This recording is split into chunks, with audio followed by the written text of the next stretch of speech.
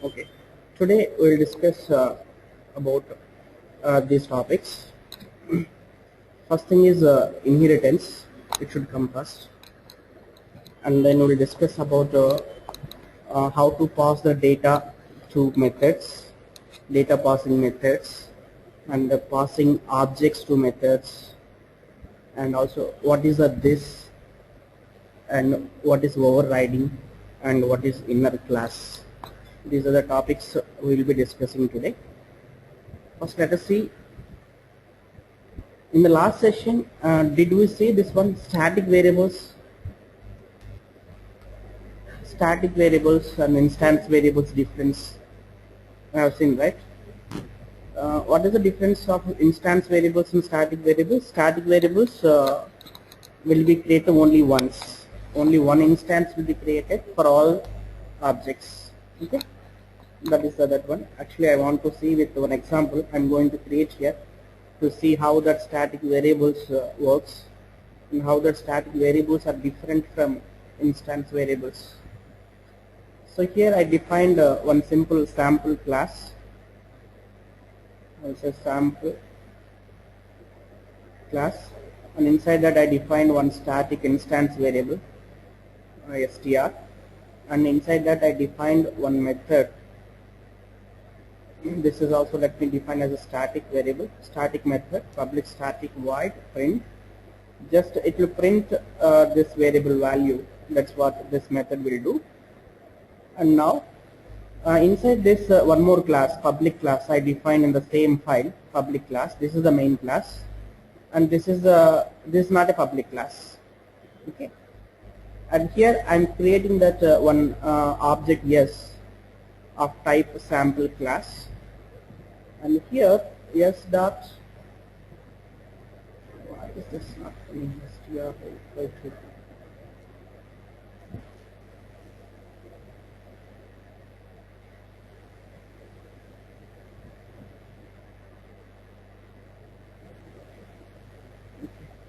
I'm creating separate class. In separate file I'm going to define this.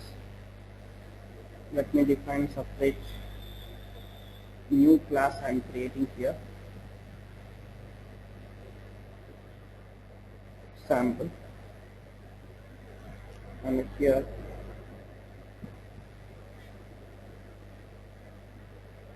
okay. So just we create one sample class, and inside that one static variable and one static method we define here. And inside static Java file we are creating here, sorry, sample should be defined as a public. We already defined public class static. The static, okay, it should be defined as a public static string. Okay, now save this. Now here we should be able to use that. Okay, what is happening? That variable is not coming here.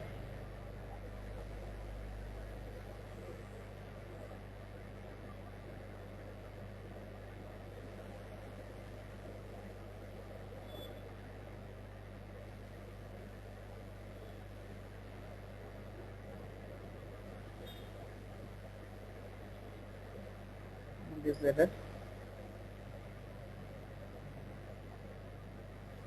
Delete this token maybe here inside this.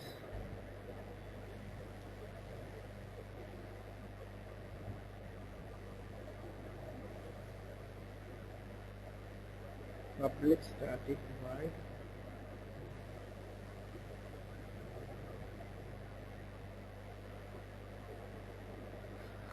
there's a problem. I think this one.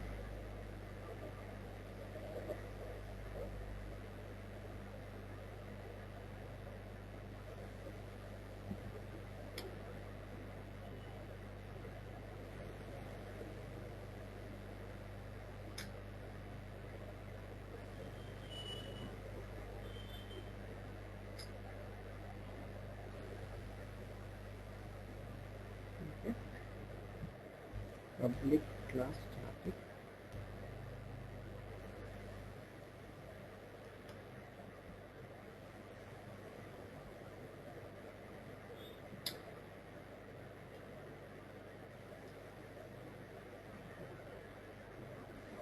main string args,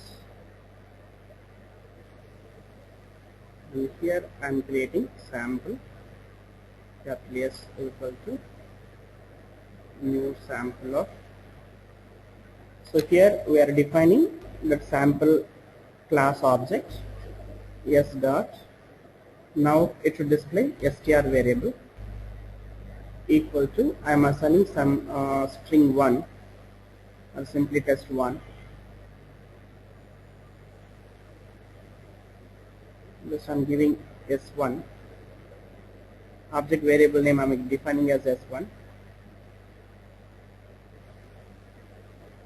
So here what we are doing, we are creating one sample object s1, and using this object we are assigning this value test1 value to this str variable, static variable. Inside this sample class, str is static variable. Okay, to this static variable you are assigning some value inside s1 object. Now I am going to create one more object of same sample class, sample s2 equal to new sample. Now using this s2, I want to print that string value. To print that string value, we defined one method. What is that method? Print method inside the sample class. This print method will print that str value, str string variable value. So here I am printing that variable s2 dot print. Now it will print the value which we assigned in s1 object, correct? So let me run this and then see how it is, what value it is printing.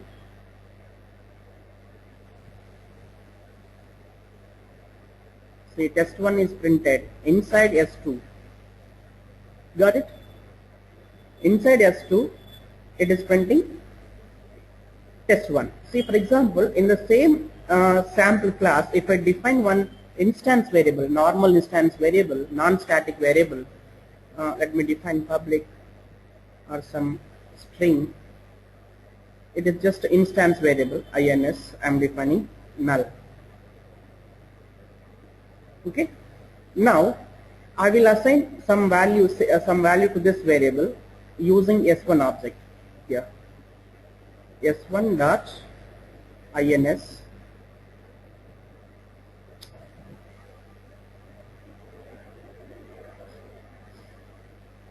s1 dot ins is equal to, here instance 1 I am defining.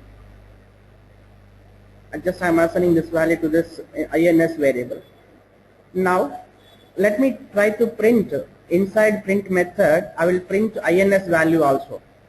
Let me print ins value as well inside print method. Ins, it is ins value. Ins value.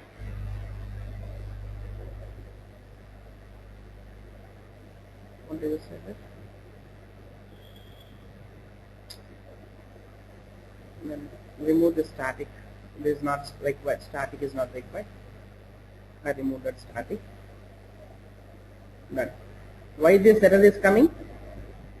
If you define this method as a static, we can access only static variables and static methods. Okay, that's why. See, this ins is not a static variable. So if I define here static,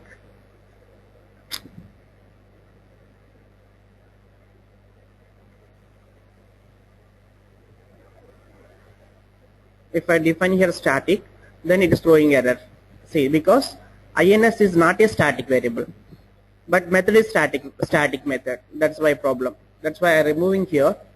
So now this error is gone. Okay, save this.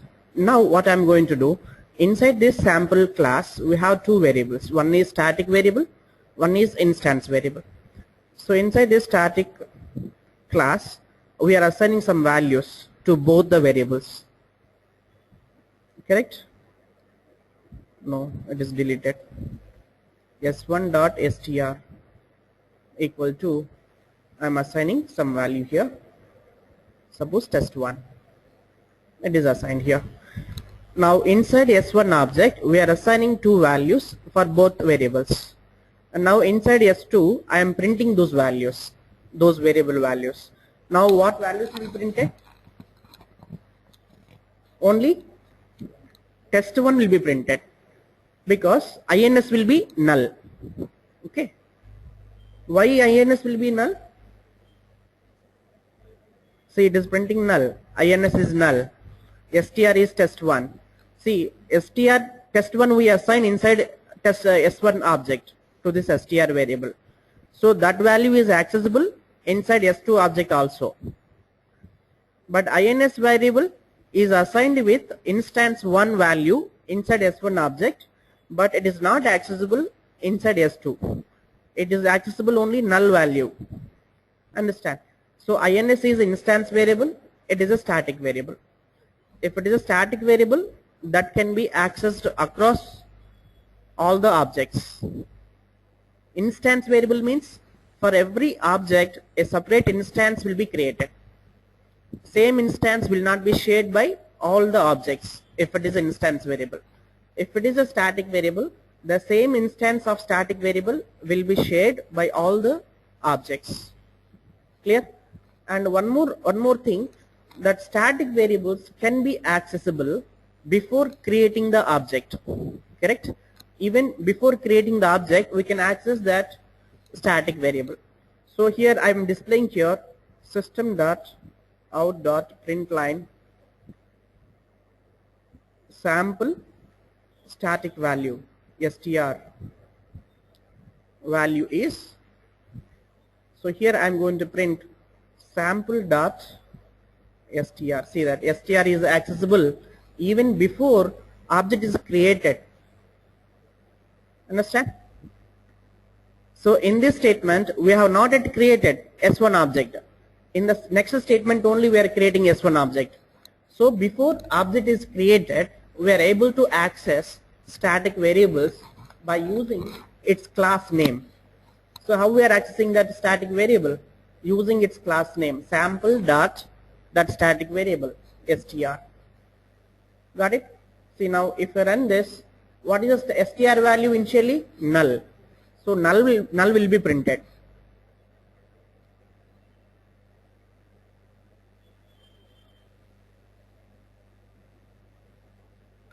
Null is printed even before object is created, and inside this value is assigned inside s1 object.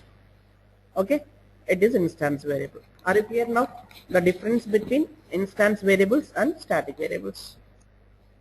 Fine. Now come to the next topic that we have to discuss. In the last session we stopped where we stopped. Here we stopped. Overloading. Correct? Methods overloading. We have seen that. Where is that method we created?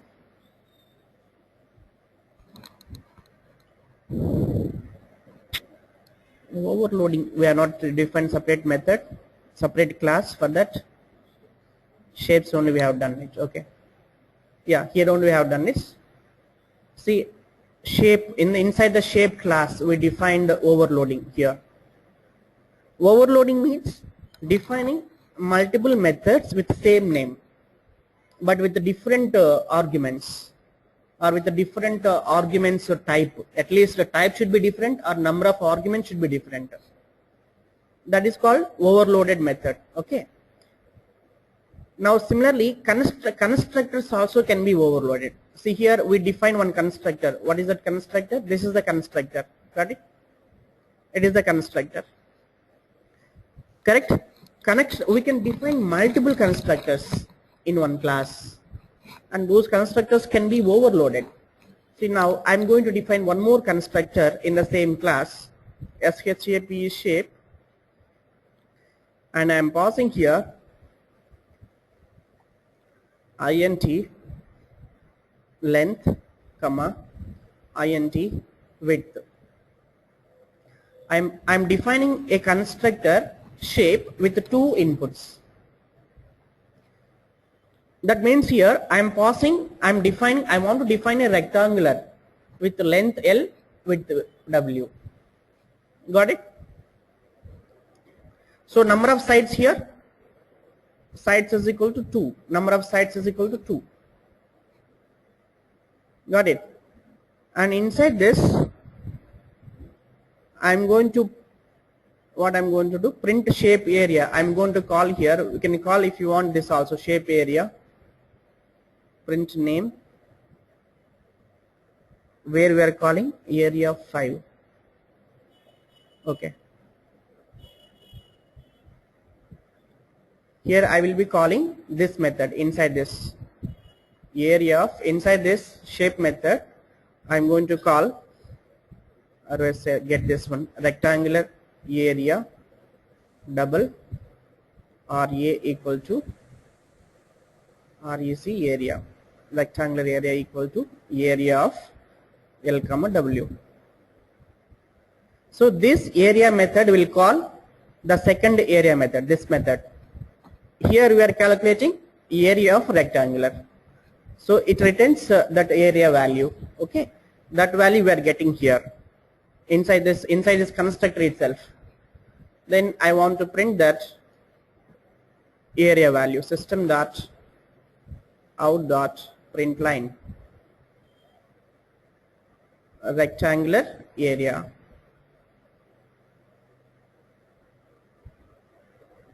equal to REC area.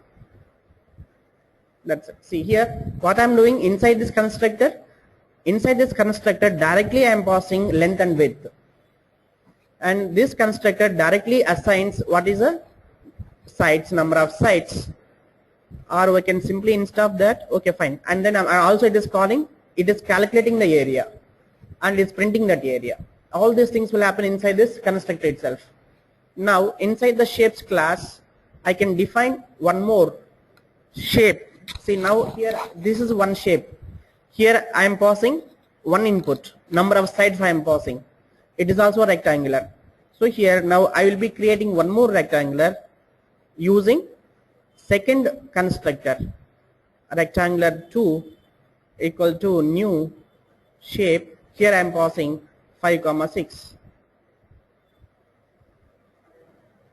5,6 I am passing.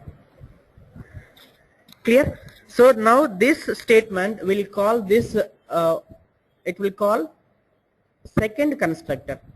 This constructor will be called now automatically, and all these statements will be executed and it will print the rectangular area directly.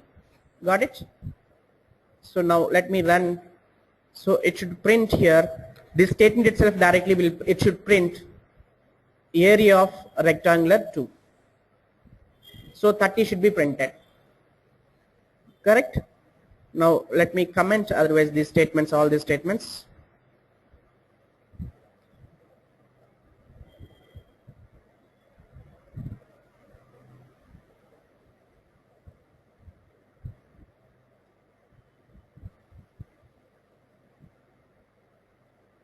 Okay, I commented all these statements. Just I am calling only this statement. Let us run it now.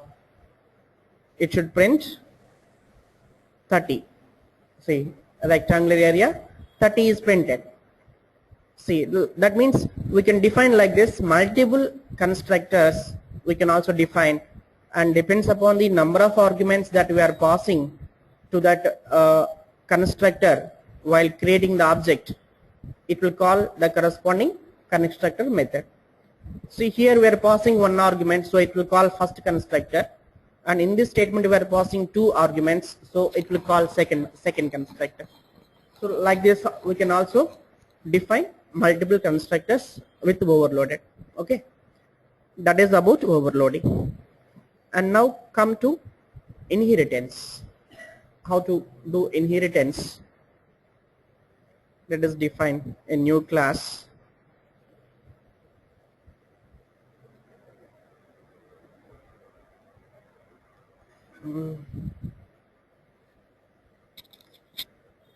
So inheritance, one example, let us take one example. Box, I'm defining. box class is defined, and inside that let us define integer same sites. Number of sites will be 4 only, right? Okay. Length, integer length, let us give some integer width, integer height. These are the variables, length, width, height we are defining, and then define some constructor. Let us define some constructor. Box, pass here 3 values.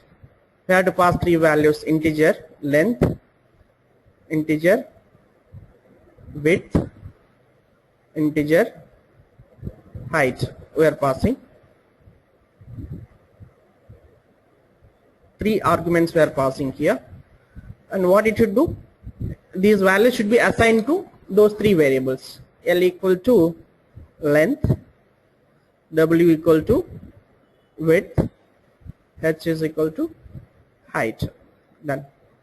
This is what we are doing inside this simply a constructor, box constructor.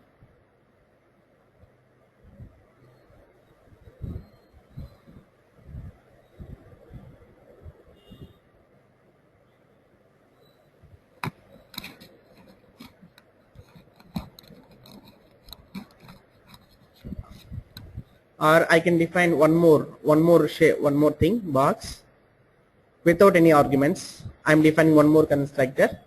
Here I am assigning some default values. L equal to some say 10, width is equal to 5, height equal to 5. I am giving some default values in the first constructor. And now here define one more method, public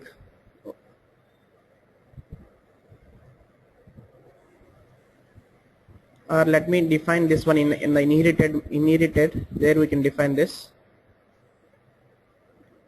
Remove this, public, and here I am giving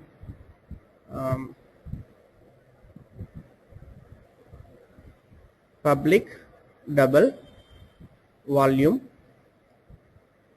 I want to calculate volume of that box. Okay. Double volume equal to length into width into height.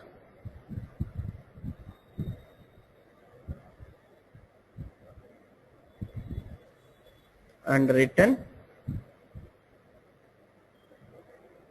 volume. I think so. We have to define these things. All variables also double, or let me define integer itself. This value may go more, right? Let me define this as a long then. Okay.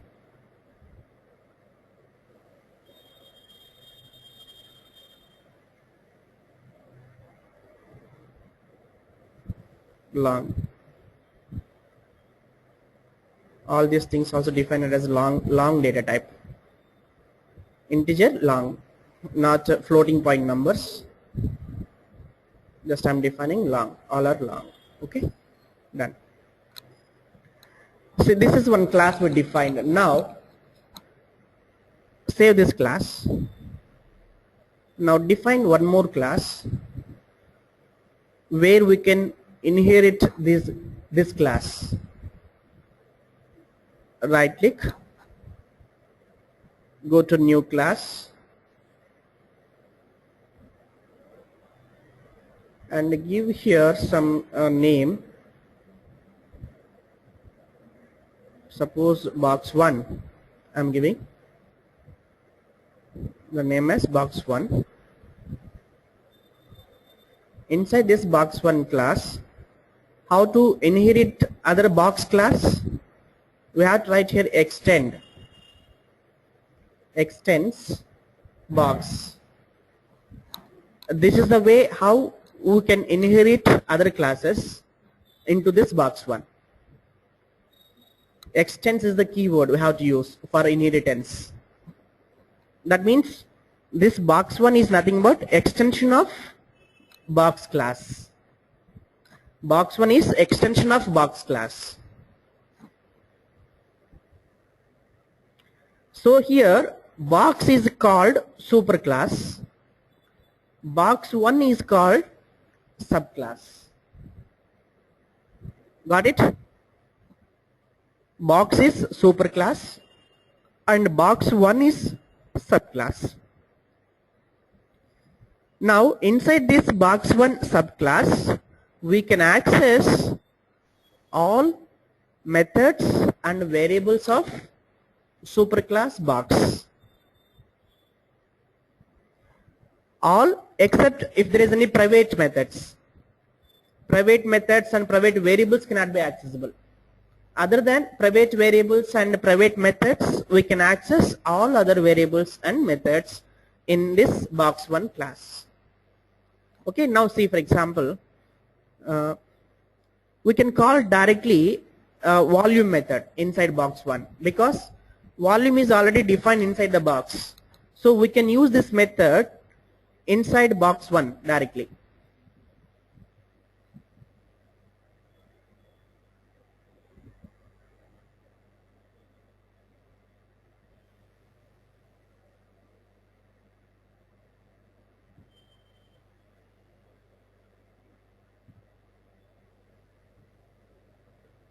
Okay, so inside this box1 you can access directly all the variables LWH and also volume method can be directly called here.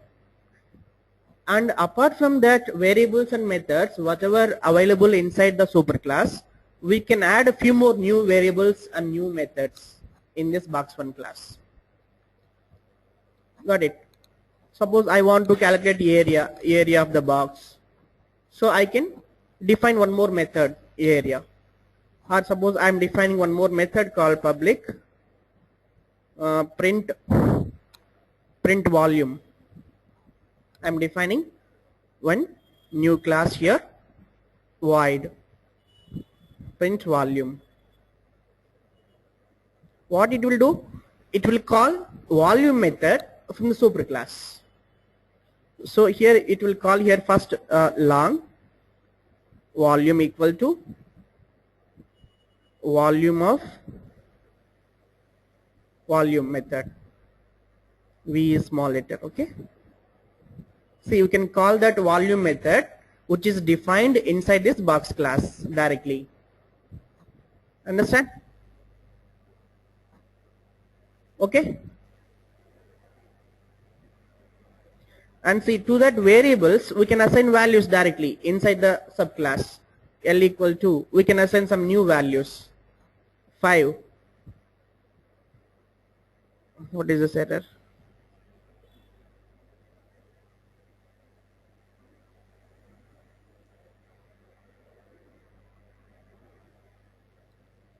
Declare.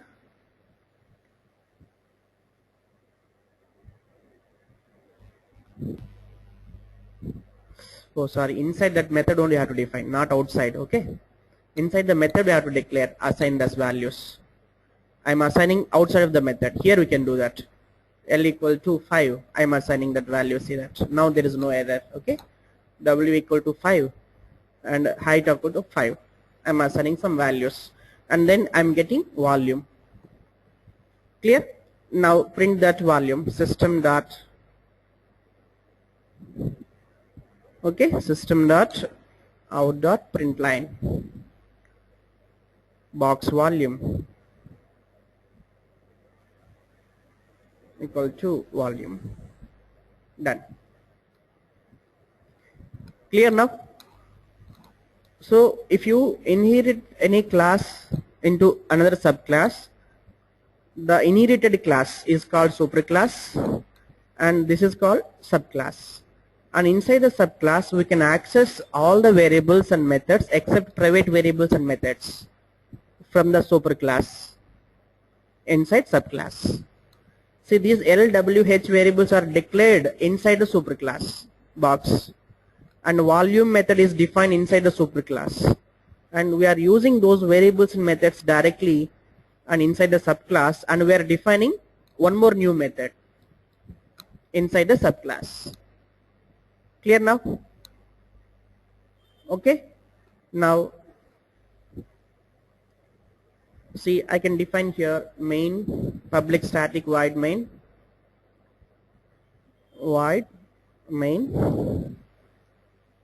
string args.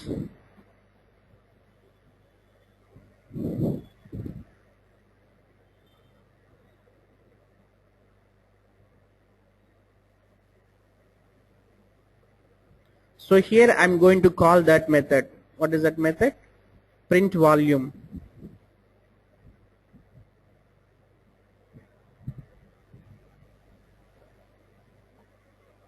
Oh, it should be static.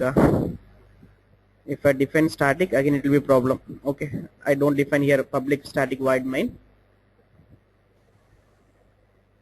Then let me define, save this. Okay, now we can do this, but LWH is not a static variables, right?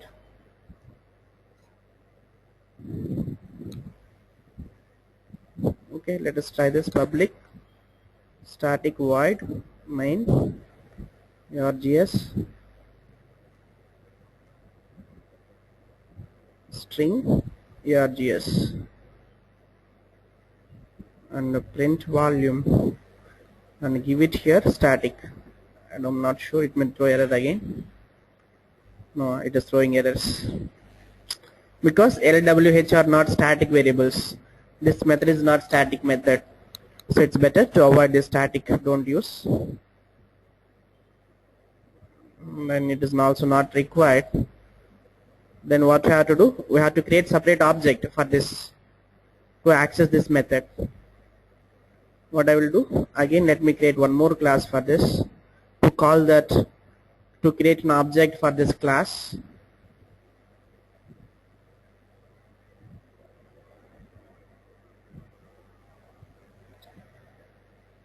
Say I'm defining box2 class here, and inside that I'm defining public class main function, public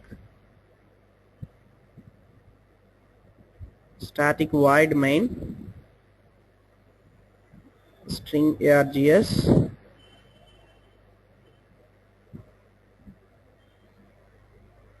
and here you define, you create box1 object. I will be creating box1 object here, box1 b1 equal to a new box1, and inside that I'm calling b1 dot print volume.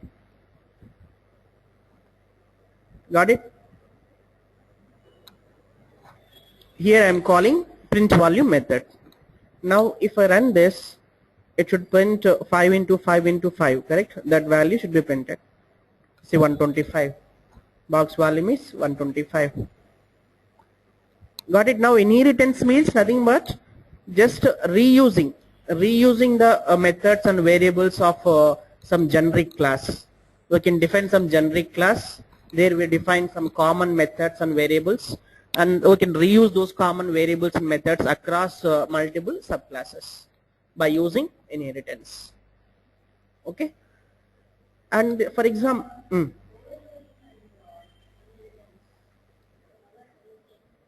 yeah, no, overriding, that's what we will discuss now. What is the overriding means here? Now in the superclass box we define one method, volume, correct? Got it? We define one method, volume. Okay, and now for example I will have one more method here, public what is it, void print volume. Here I am passing values. I am passing here values. What values? Or nothing, no need to pass here values directly. Here I am going to call this volume method here, system dot volume out dot print line. What is this? Box volume. Okay, what is the box volume? volume method. I'm calling here volume method inside this statement. See, inside this statement I am calling here volume method. So this volume method will calculate L into W into H and returns that value, and that value will be printed here. See, now what we have to observe here, print volume method we define inside superclass, correct? This is a superclass. Inside box we define one print volume method. Inside box 1 also we defined same method. Got it? Here we define same method inside this box 1, which is a subclass. So that means there are two methods. One method is inside superclass, one method is inside subclass with the same name. Understand? With the same name and with same number of arguments. In the superclass there is a method, print volume method here, and in box 1 also there is a print volume method.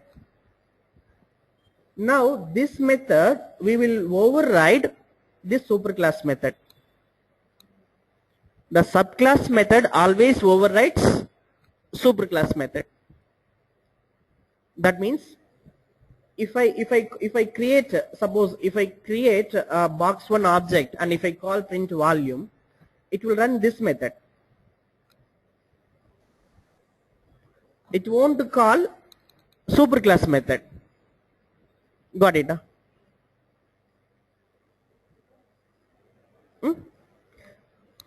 That is what overriding. Overriding means it will be given high priority to the subclass method, not in the superclass method. The preference will be given the subclass method.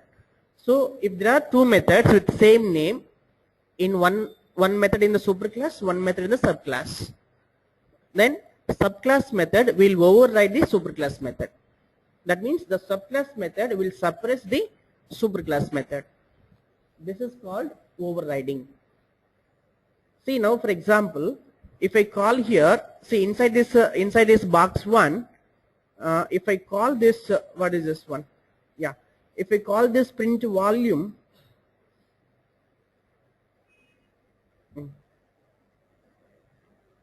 suppose here if I define, not here,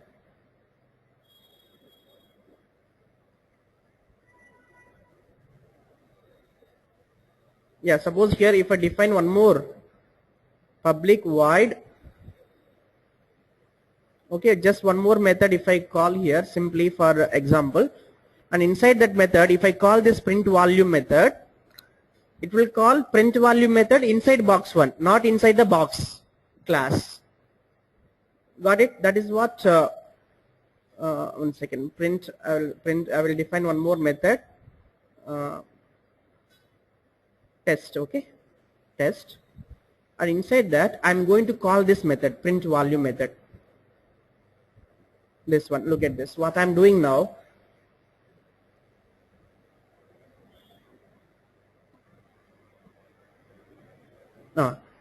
I define one more method in the subclass test.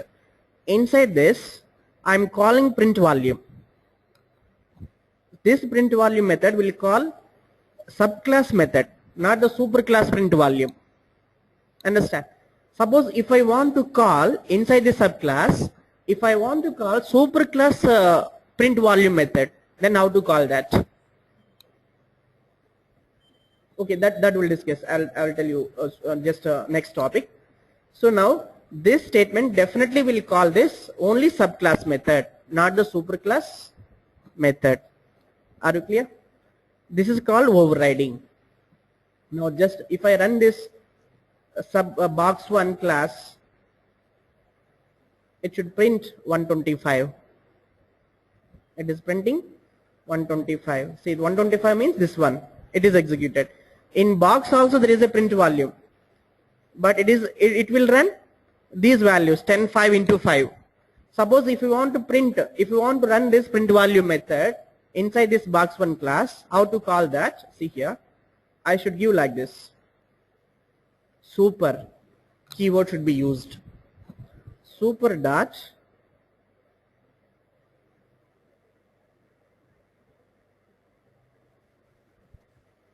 I think so, small letter super super dot print volume. Got it? Now this statement will call superclass method, superclass print volume method. Now it will print 10 into 5 into 5. 250 will be printed now. See, if I run this here, see 125. Why only 125 is printed? Oh, I think so it is not printing there. Inside the superclass, we are not printing. No, we are printing, right? LWH. Okay, it may be empty value here. It might be empty value. Then let us assign some values. Here it is assigned LWH, right?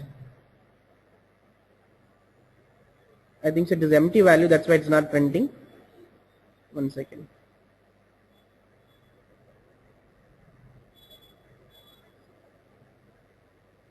Okay, inside this superclass, I will assign some values, different values, okay? L equal to 10, width is equal to 10, height also 10, I'm giving.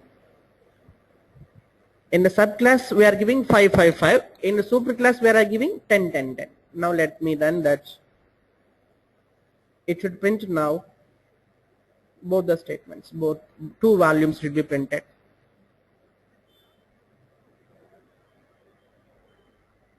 Why it's not printing?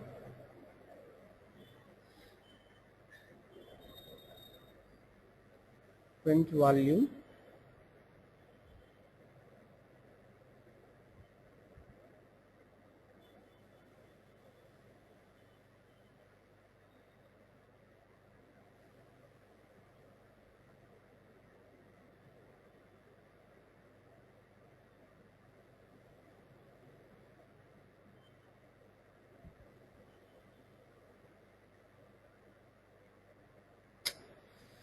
Got it, got it. Yeah, got it. First run this superclass. Why it's not? Why it is printing 125? I think it is printing 2 times 125. Let us see that. What's happening exactly? Only one thing is printing. Only one is printed.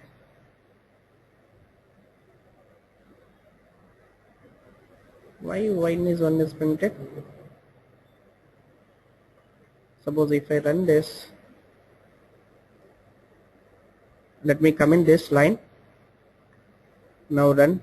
Let us see what is the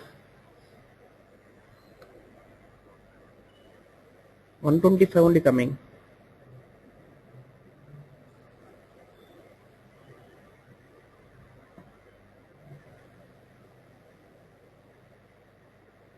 No.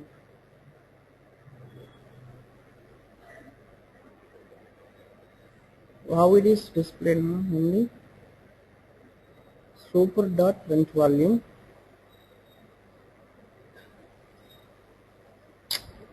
Okay, got it. Yes, we have to call this. How it will be running directly? It won't run directly, right? 1 second. I got it. Public. It is, this method is not running. That is the problem. So it is directly running. How it is running directly? How 125 is displaying? 1 second. How 125 is displaying directly? Public void 55. Here only we are giving. 1 second. Public static void main string args. Now let me call here test method. I'm calling here static. We can define here static, not a problem. I think so. Again, if it gives problem, then we cannot. We can't call it here. Then let us go to, we define one in another class objects, right? For this, we have to go there. Where is that? Box 2. We define here box 2. In box 2, here I will be calling that test method, b1 dot test method. Okay, b1 dot test method. Now let us see that how it is running.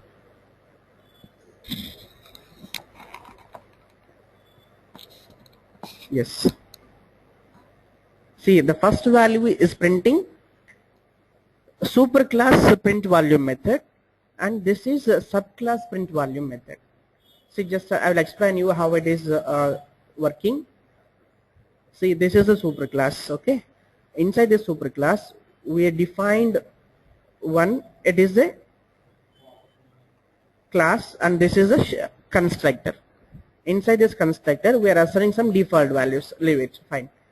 And inside this class we are calling print volume method, and inside that we are assigning values 10 10 10, and it calculates the volume value and it will print it. That's what it will do. And here we define one more method, volume. This volume method will calculate the volume. Okay, that's what we define in the superclass. In the subclass we defined first print volume method. Okay, print, I will define this one, second one. Here I define this. First we define print volume method. See, that's the same method as a superclass method we are defining here. So this is what overriding means. Here this method, subclass box1 print volume method will override box print volume method. Understand? And here inside this box1 method we are assigning 555, and it calculates the volume and it will print the volume. Okay, and inside this test method we are calling superclass method print volume method. Inside this test method we are calling superclass print volume method, not the subclass print volume method. Okay, like this, suppose if I want to if you want to access any values from its superclass, then we use this super keyword to access methods or to access variables of superclass. We use this keyword super. Got it? Now in box 2 I created a box1 object, and there I am calling first a test method. Inside this test method we are calling superclass method, and this is nothing but subclass method. So when you run this statement, inside this superclass we assign the LWH values as 10 10 10. That's why it should print 1000 first. And inside this print volume method, that means inside the subclass method we assign the values 555, so it should print 125.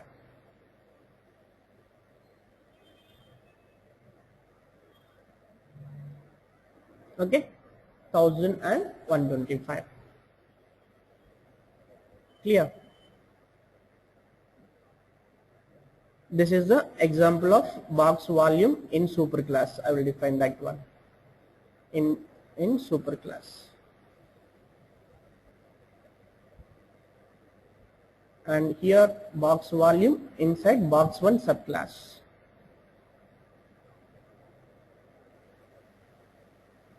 In box1 subclass.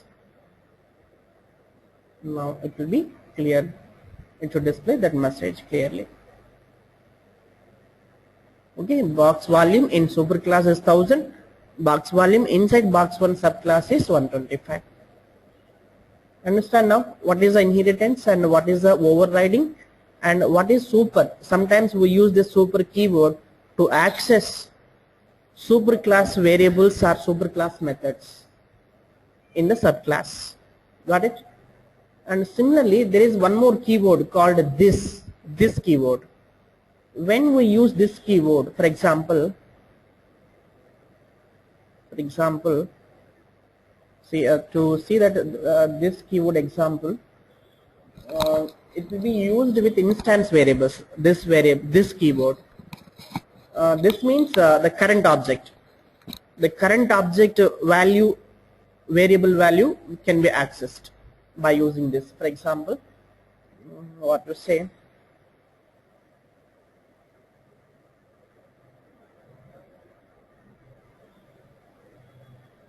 Okay, inside this box class, what we are defining?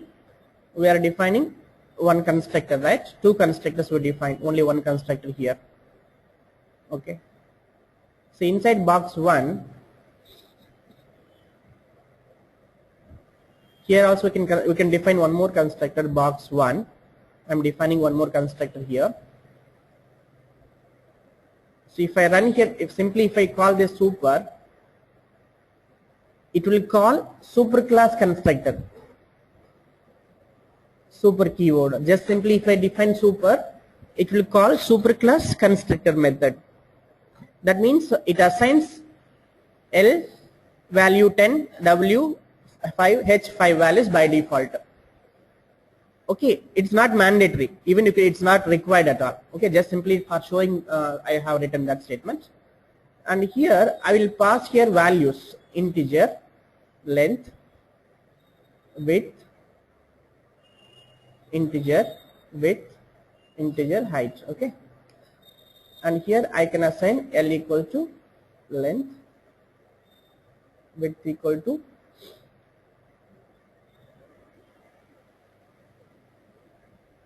okay,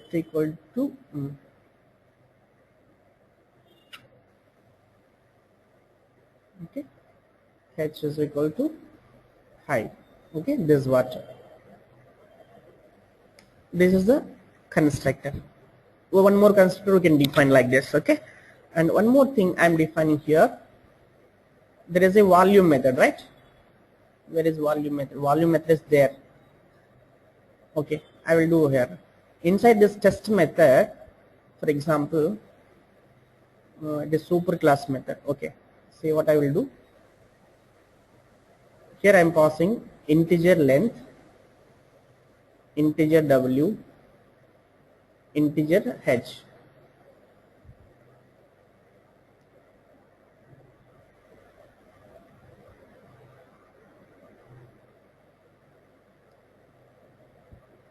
Integer L, W, H. What is this L value? One second, I think so, not here. To understand clearly, I should define it here inside the box. See here inside this box class we defined 3 instance variables L, W, H. Got it? Clear now? See here I'm going to define here one more method like this: public void test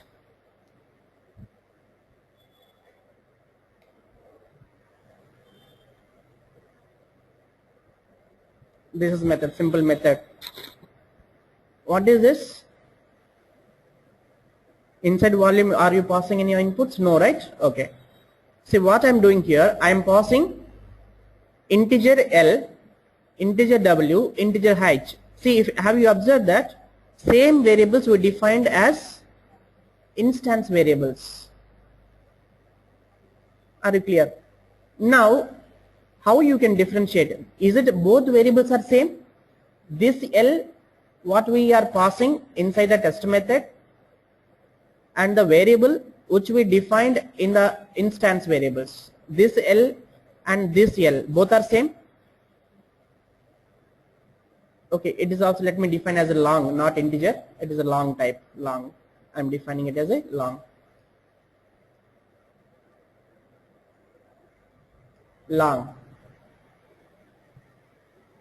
Are you clear now? I define instance variables long L, W, H, and now I am passing 3 arguments with same name and with same data type in one method in the same class. Now these arguments are same as, or both are same or different? Both are same or different? Both are different. See, this L, W, H are local variables. Understand? These L and W, H which we are passing inside this method, test method, are local variables. Are you clear? And these L, W, H variables are instance variables. Now what is my idea is, I want to assign these values to L, W, H variables, instance variables. Are you getting my point here? Say, look at that. Again I'm changing small thing, instead of box, here I will define that long L, long W, long H. It is just another constructor I am defining here. What I want to do, I want to assign these values to these three variables. But in my, here, can I assign like this? L equal to L. I want to assign these values to these instance variables. That's what I want to do. How to assign that?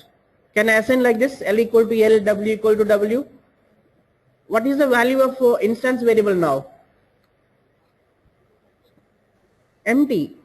This L value is not assigned to instance variable L, because when you are writing inside this method L, it will refer to local variable, not the instance variable. Understand? By default always the first preference will be local variables. So if you define instance variable and local variable with same name, the local variable will override the instance variable, or we can say the local variable will hide the instance variable. Then how to assign this L value, local variable L value, to instance variable L? Now you should write this dot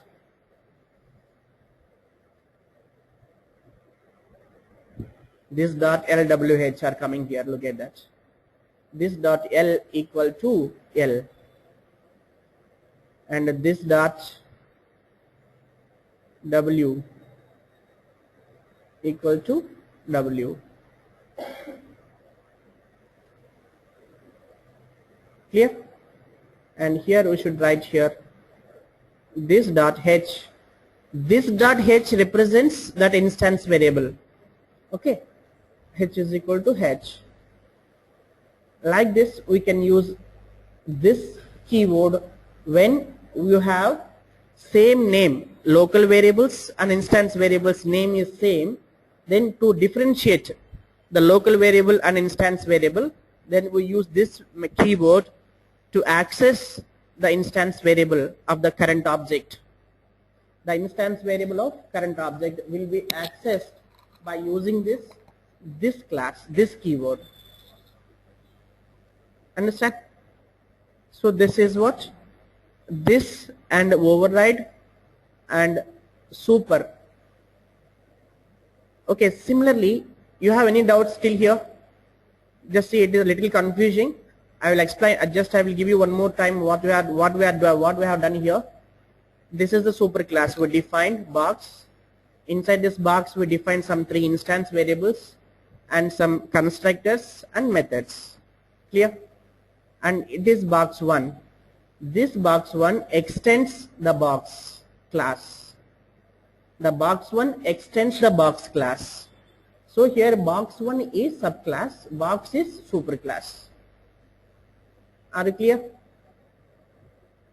Okay. See, inside box 1 I define again one constructor, again some methods. Some methods I define. Clear? And how I am running this class or methods? In box 2 I am creating those constructors. Okay. Give me here 5,5 something. There is no test method here. Now inside the box 1 only we have print volume. Remove this. We have only one method now inside the box 1 class, and I have one constructor inside the box 1 with 3 inputs. With 3 inputs I have one constructor, and there is one method inside the box 1, print volume. So inside this box 2 I am creating that box 1 object and I am calling that method here. Clear? That is what we are doing here. And overriding means, what is the overriding? If the same method in the superclass and in the subclass, if we define the same method name and arguments then subclass method will override the superclass method. Okay, that is done here by using this print value method. We defined print value method in two places, inside the box one as well as inside the box. We defined print value method. Got it? So this is called, in here it is called overriding.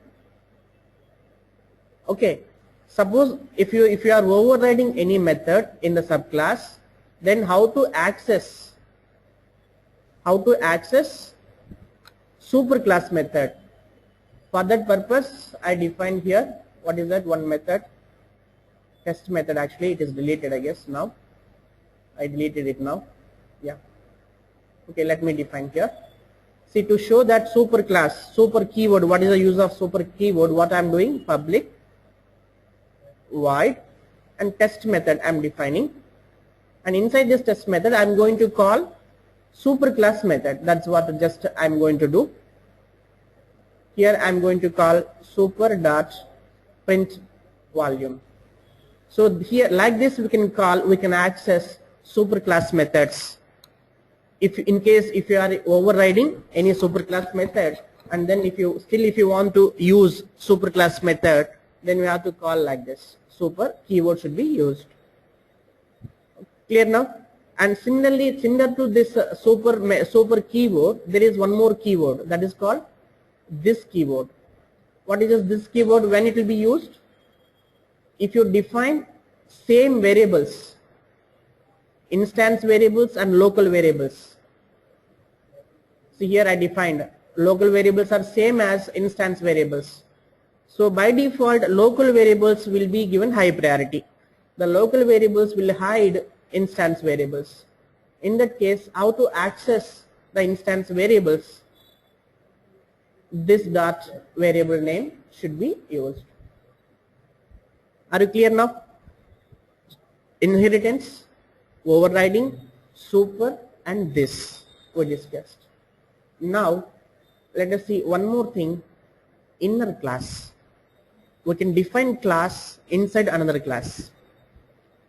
We don't use it, but just to know that I will show you quickly.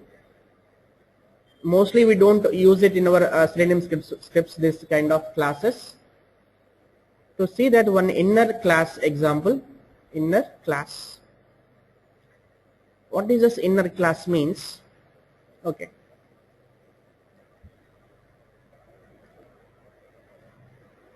Actually it is not inner class. I should define this as class name as outer class. Okay, let me define outer class, not inner class actually. Define a new class with the name outer class. See, inside this outer class I am going to define one more class. Okay, class inner class.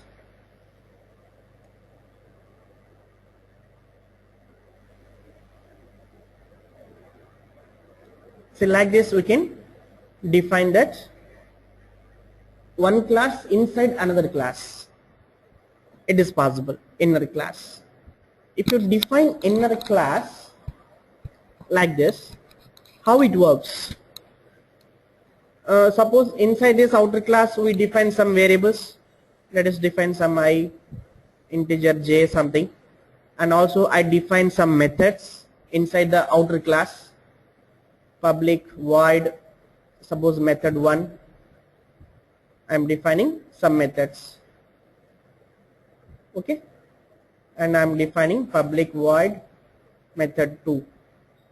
I am defining just simply for sample two methods I defined. I am writing simple one statement, system dot out dot println. It is a method 1 in outer class. Okay, now give same thing inside method 2, print one more statement. It is method 2 inside outer class. Now inside that we define one more class, inner class. Inside this inner class also I am defining some more variables, k, l, like this. Two variables I define and two more methods I'm defining. Method 3, it is method 3 inside inner class. Now define one more method, public void method 4. It is method 4 inside inner class. Okay, these are the classes. Now see, inside this method 3 I'm going to call method 2.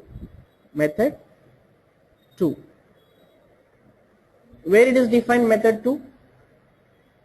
Outer class. So we can call all outer class methods and variables we can access inside inner class, no problem. Got it? But we cannot access inner class methods or variables in outer class. It is not possible. See, if I try to call here method 3 inside method 2, it will throw error. See that? Method 3 is throwing error because this method is defined inside the inner class, not in the outer class. We can't access inner class methods or variables in outer class, not possible. But we can access all variables and methods from outer class inside inner class. Got it? And one more thing, we can't access this class, inner class, outside of outer class. We can create an object. Suppose if I want to access inner class methods in the outer class, how we should do? We should create an object for inner class. Got it? See here, I should create an object. For example, inner class IC equal to new inner class, and IC dot, now we can access method 3. Only like this you can access inner class methods in the outer class. And one more thing, we can't create inner class objects outside of outer class methods. Outside of the outer class, we can't use inner class at all. Inner class cannot be accessible outside of the outer class. That means inner class can be accessible only within its parent class. Understand now the three conditions, three rules. One is outer class methods can be accessible inside inner class, that is first thing. But inner class variables and methods cannot be accessible directly inside outer class. Only through objects we can access. And one more rule, the inner class cannot be accessible outside of outer class. Only within the outer class it can be available. Inner class cannot be available outside of outer class anywhere. Understand that? See, suppose if you want to call method 2, suppose if you want to run, okay, these three are the important points about inner classes. Nothing else, okay? Yeah. And one more important thing, data passing methods. How to pass the data into the methods? We know how to return the data from the methods. Now let us discuss about data passing into the methods. How to pass the data into the methods. See, for that we have box class, right? Let me take that box class. It will be good for this example. Save this.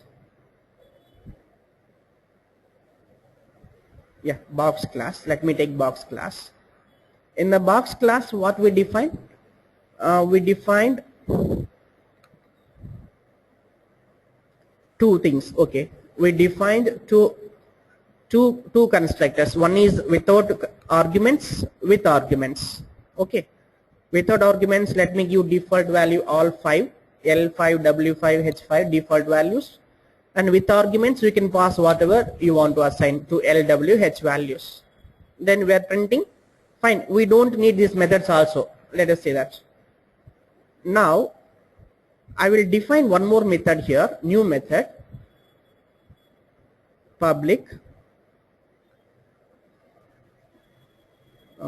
void equal box B.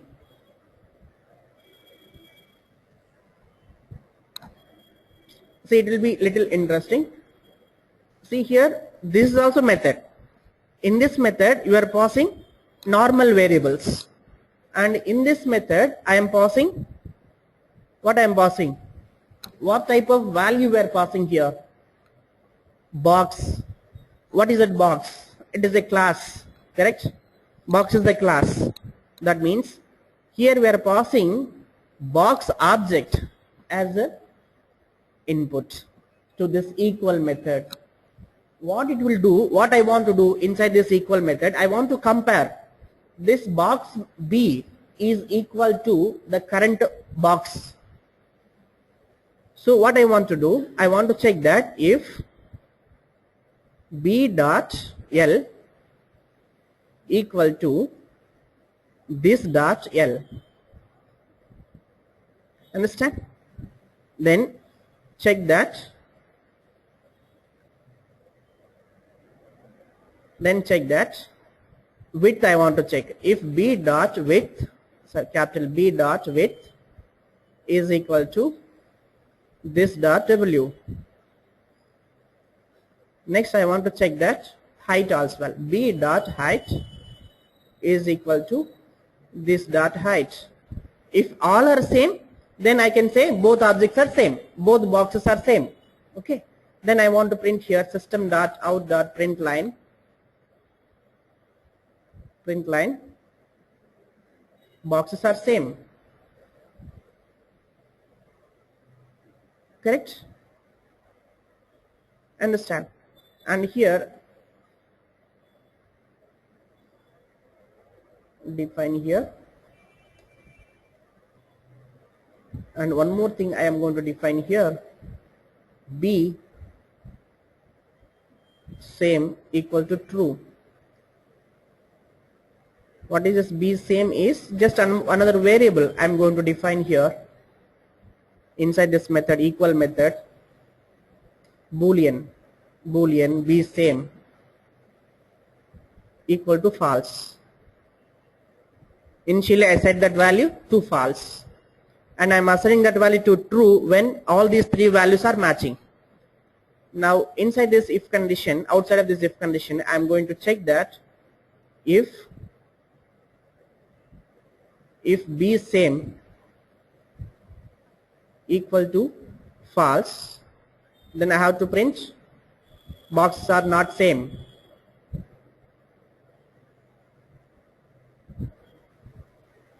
Boxes are not same. Not same. Clear now? See, I define one equal method inside this box class, and inside this what is that here box method we are passing some values LWH. See, these values always generally in Java there are two different types of methods, data passing methods. One is called pass by value.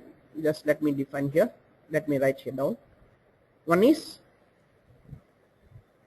pass by value, another one is pass by reference. These are the two methods will be used in Java.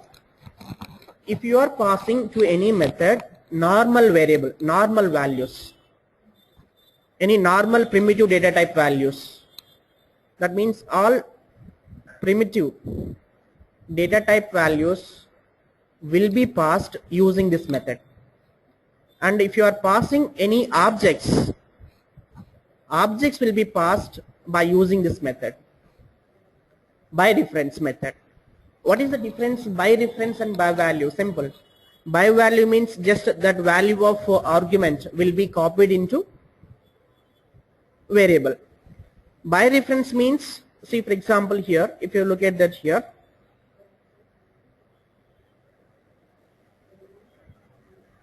okay fine, let me call this, let us execute this method, then you can understand. Okay, what is it? I will define one more class to call this methods, to call this class there. Go to new class, passing methods, data passing, okay, data passing. Here I'm going to create a box object, box b1 I'm creating, first b1 equal to new box.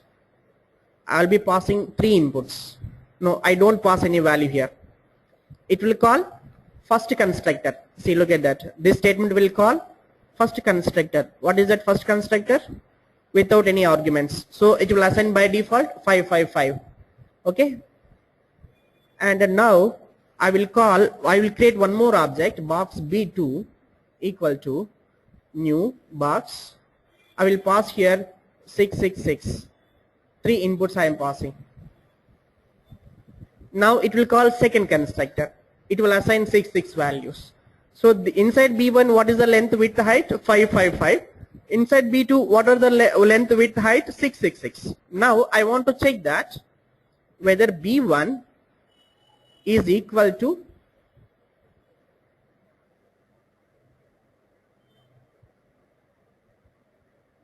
b1 dot is not coming.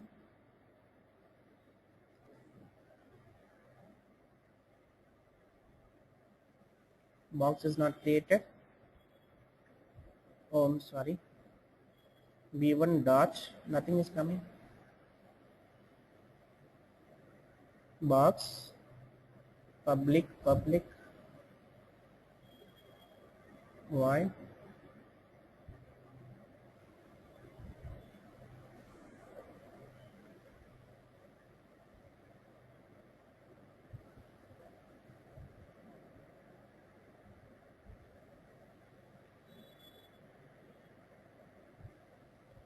what happened? b1 dot methods are not coming. b1 dot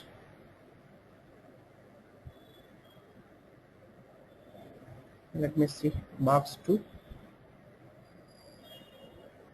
b2 dot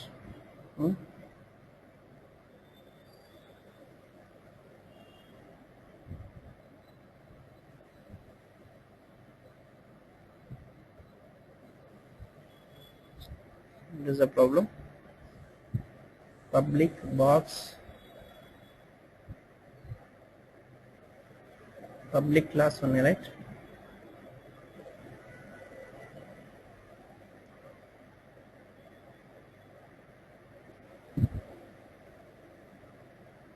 Long volume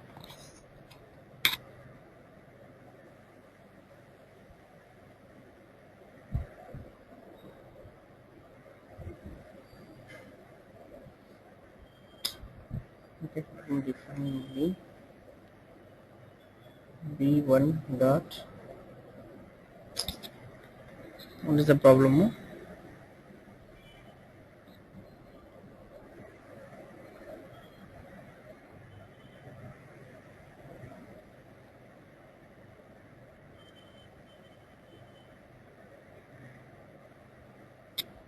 Box public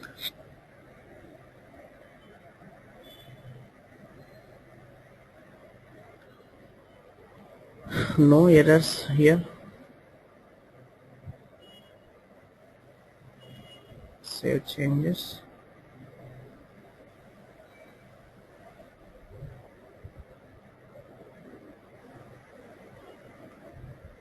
Box b1 equal to new box b1 dot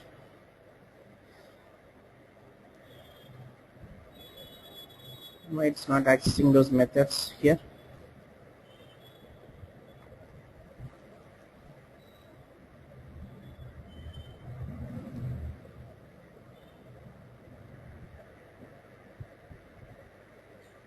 long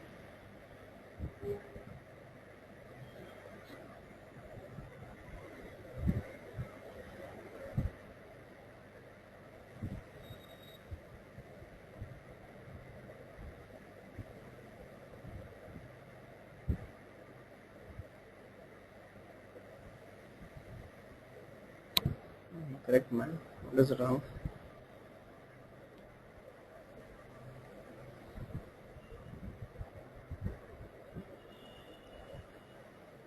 Okay, I don't know what is the problem. Okay, let me define something new thing instead of wasting time there.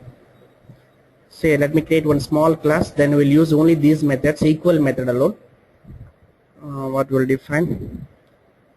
Okay, let us define obj object. Object I'm creating, object class.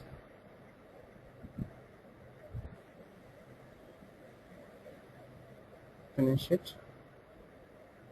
So here what I want to just define some integer L, integer W, only two things I am using. Now define a constructor for this. Now define here some values, default values, W equal to 5. Then now define one more constructor with integer A, integer B. Okay, define like this. Now L equal to A, W equal to B. That's it.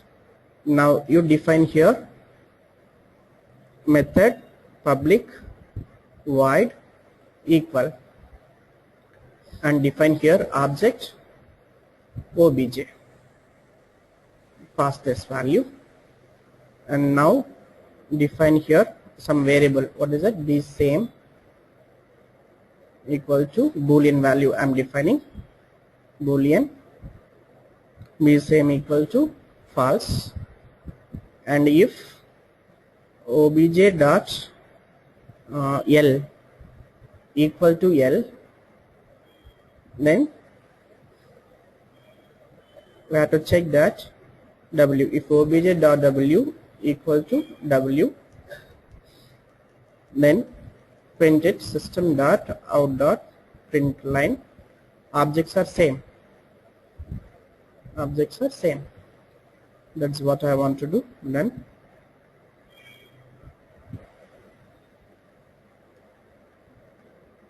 Okay, and here I want to check that if be same equal to false, sorry, here we have to set that value true. Be same equal to true.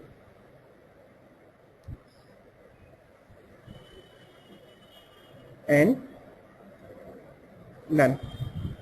If be same equal to false, then print here objects are not same. That's what I want to print.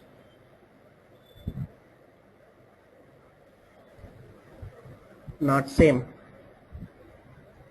Then save it. Now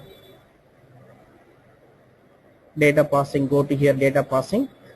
Let me call that object method object, okay, obj1 equal to new object obj1 dot, hey, what's happening? It's not calling those methods at all, showing that methods, something wrong here, huh? Public class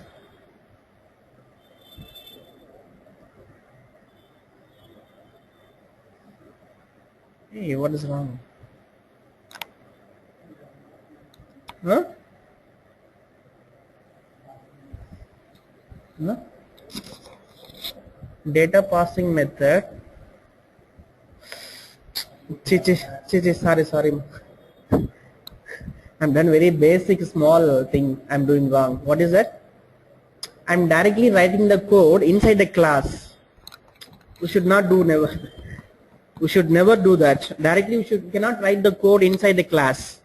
We can just declare the variables, but we cannot write the code inside the class directly. inside method you have to do this, but I'm doing directly in the class. That's why that box also not showing that one. Okay.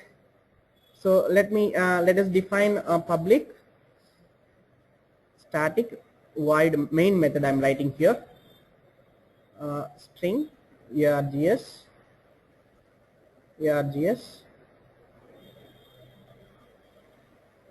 and now string is wrong.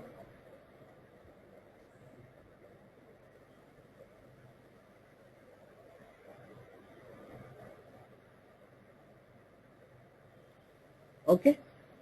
See, now here let us define box itself. We can define box also should work now. B1 equal to new box. Initially we are doing without any arguments, so it will assign 5 5 5 and define one more box B2 equal to new box with different values. We are defining second box. Now I want to check that B1 dot equal B2. See, here we are passing B2 object. It is a B2 is a object here. So we are passing here object as input. Okay. Now if you run this, it should print boxes are not same. Now I will define one more method inside the box. See that here as a constructor. In the constructor also I can pass the object. So I have defined one more box B, or not constructor. Let me define one more set box. One more method I am defining, public void set box or assign box, something like that. Set box. I am passing B as an object here. What I want to do here, assign this box B to the current box. That means L equal to, or simply I can write this dot L equal to, or simply directly you can write L equal to B dot L, W equal to B dot W, H is equal to B dot H. Got it? So here what I am doing, I am assigning this box to the current box, to the current object. So now in the data passing file, what I will do now, see now the B1 B2 are not equal. So what I will do now, B1 dot set box B2. What will happen now? The B2 values will be assigned to B1 values. Now it should be equal, correct? B1 dot equal now should be same. Got it? B2. Clear now? First thing, we are creating two boxes. Both are having two different dimensions. Now, and we are checking that both are equal or not. Both are not equal. And after that, B2 box we are assigning to B1. Now both boxes should be same. Now, say that both are same. After setting that, boxes are same now. Understand? So like this, we can pass objects also as input to methods. Okay. And one more thing, what is the by reference? See, we said that if you are passing an object as input, it will be using by reference method. What is that by reference method? See that.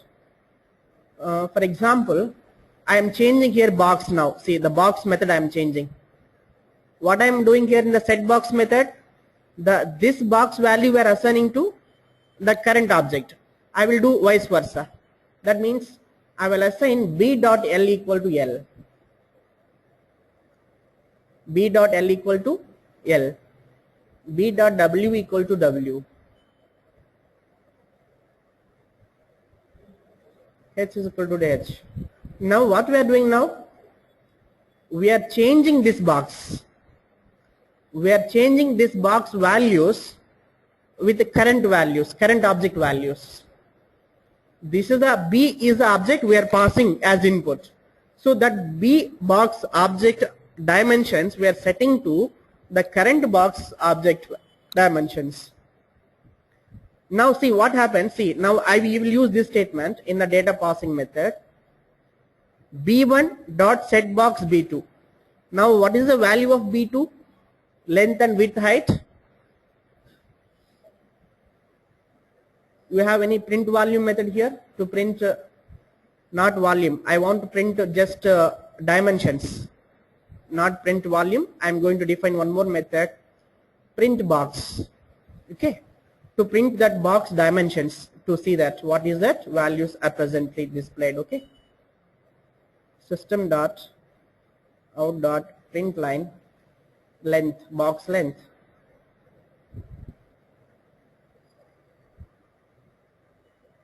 What is the box name?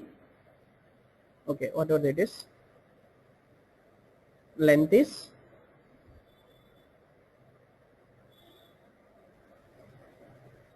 L.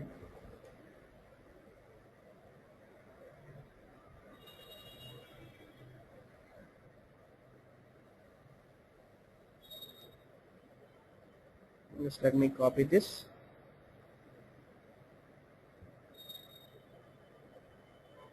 Remove this.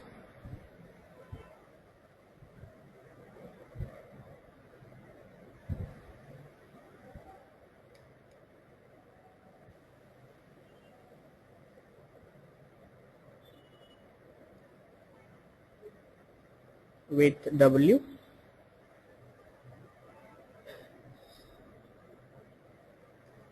H height. Okay, height.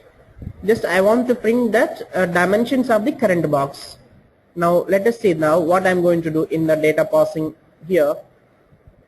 After setting this box, I want to print B2. See, before setting I am displaying here B2 dimensions.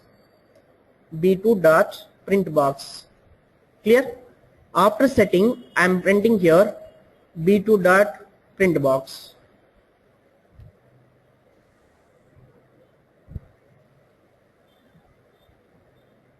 Okay guys,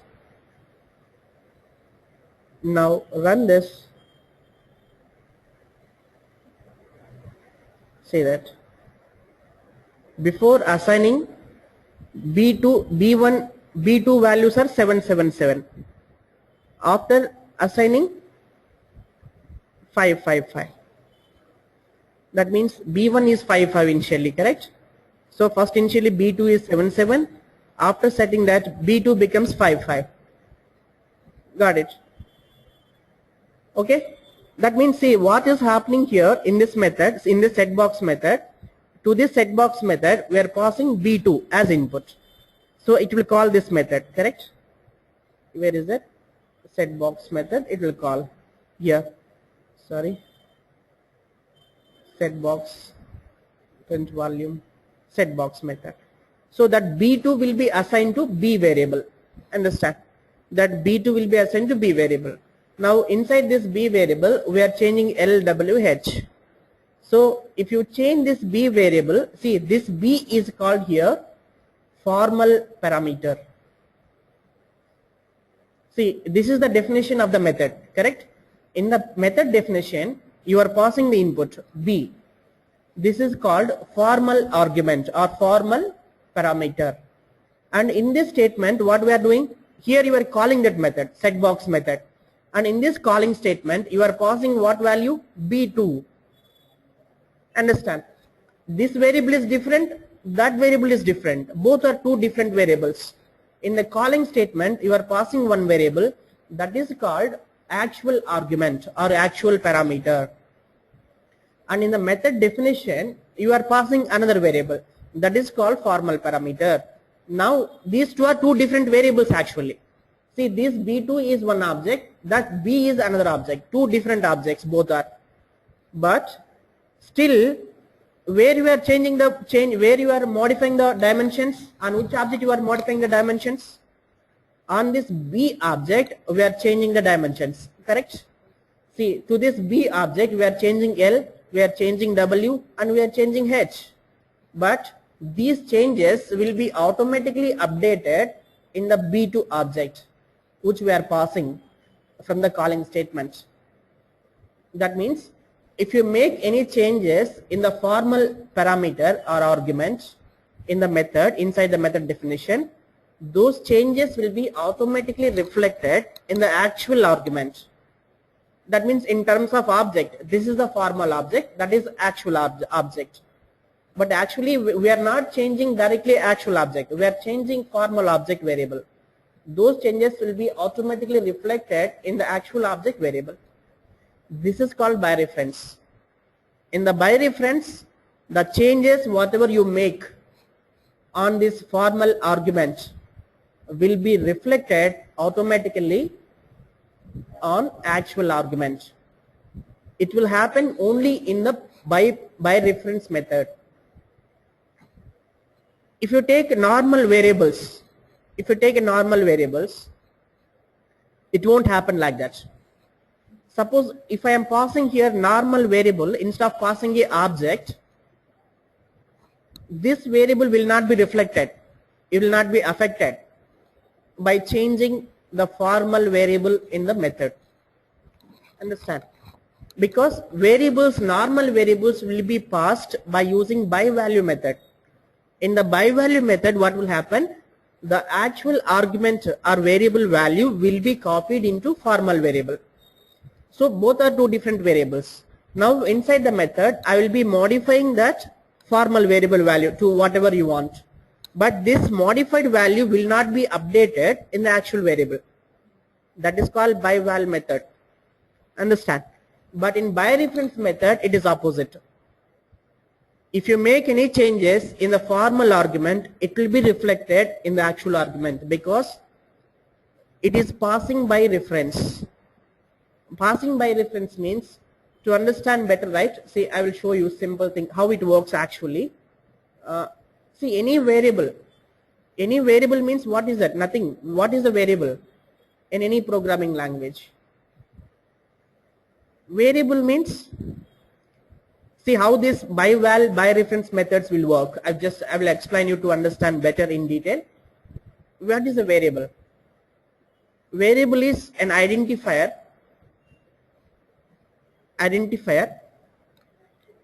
of the memory location which value can be modified in the program, correct? That is a variable. That means suppose if I declare integer I, what our program will do when you run this program, some memory space will be allocated to this I variable. Got it? Correct? Is it right? To every variable in the program, some memory space will be allocated in the RAM during the execution. Understand? And in the RAM, that memory RAM contains a lot of memory cells. There are thousands and lakhs of memory cells in the RAM, and each memory cell has some address, hexadecimal address, unique address. For every cell, there will be separate address in the RAM. Understand? Now, for example, when you declare this integer I, for example, I equal to some 5 I assigned in my program. When I run these two statements, what will happen? Some memory space will be allocated in the memory. Suppose this is some memory cell. This is I variable. For I variable, this memory cell is allocated. What is its value now? 5. That 5 will be stored inside this cell. Got it? And this cell has one address, this cell has one address, every cell will be having different address. Now what I'm going to do now, I'm calling one method, for example some method, or I'm calling some method increment I. I want to increase this I value by 10.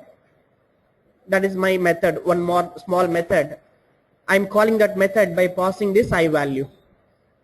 So here I'm getting integer j equal to increment of I or double. I want to make it double. I will define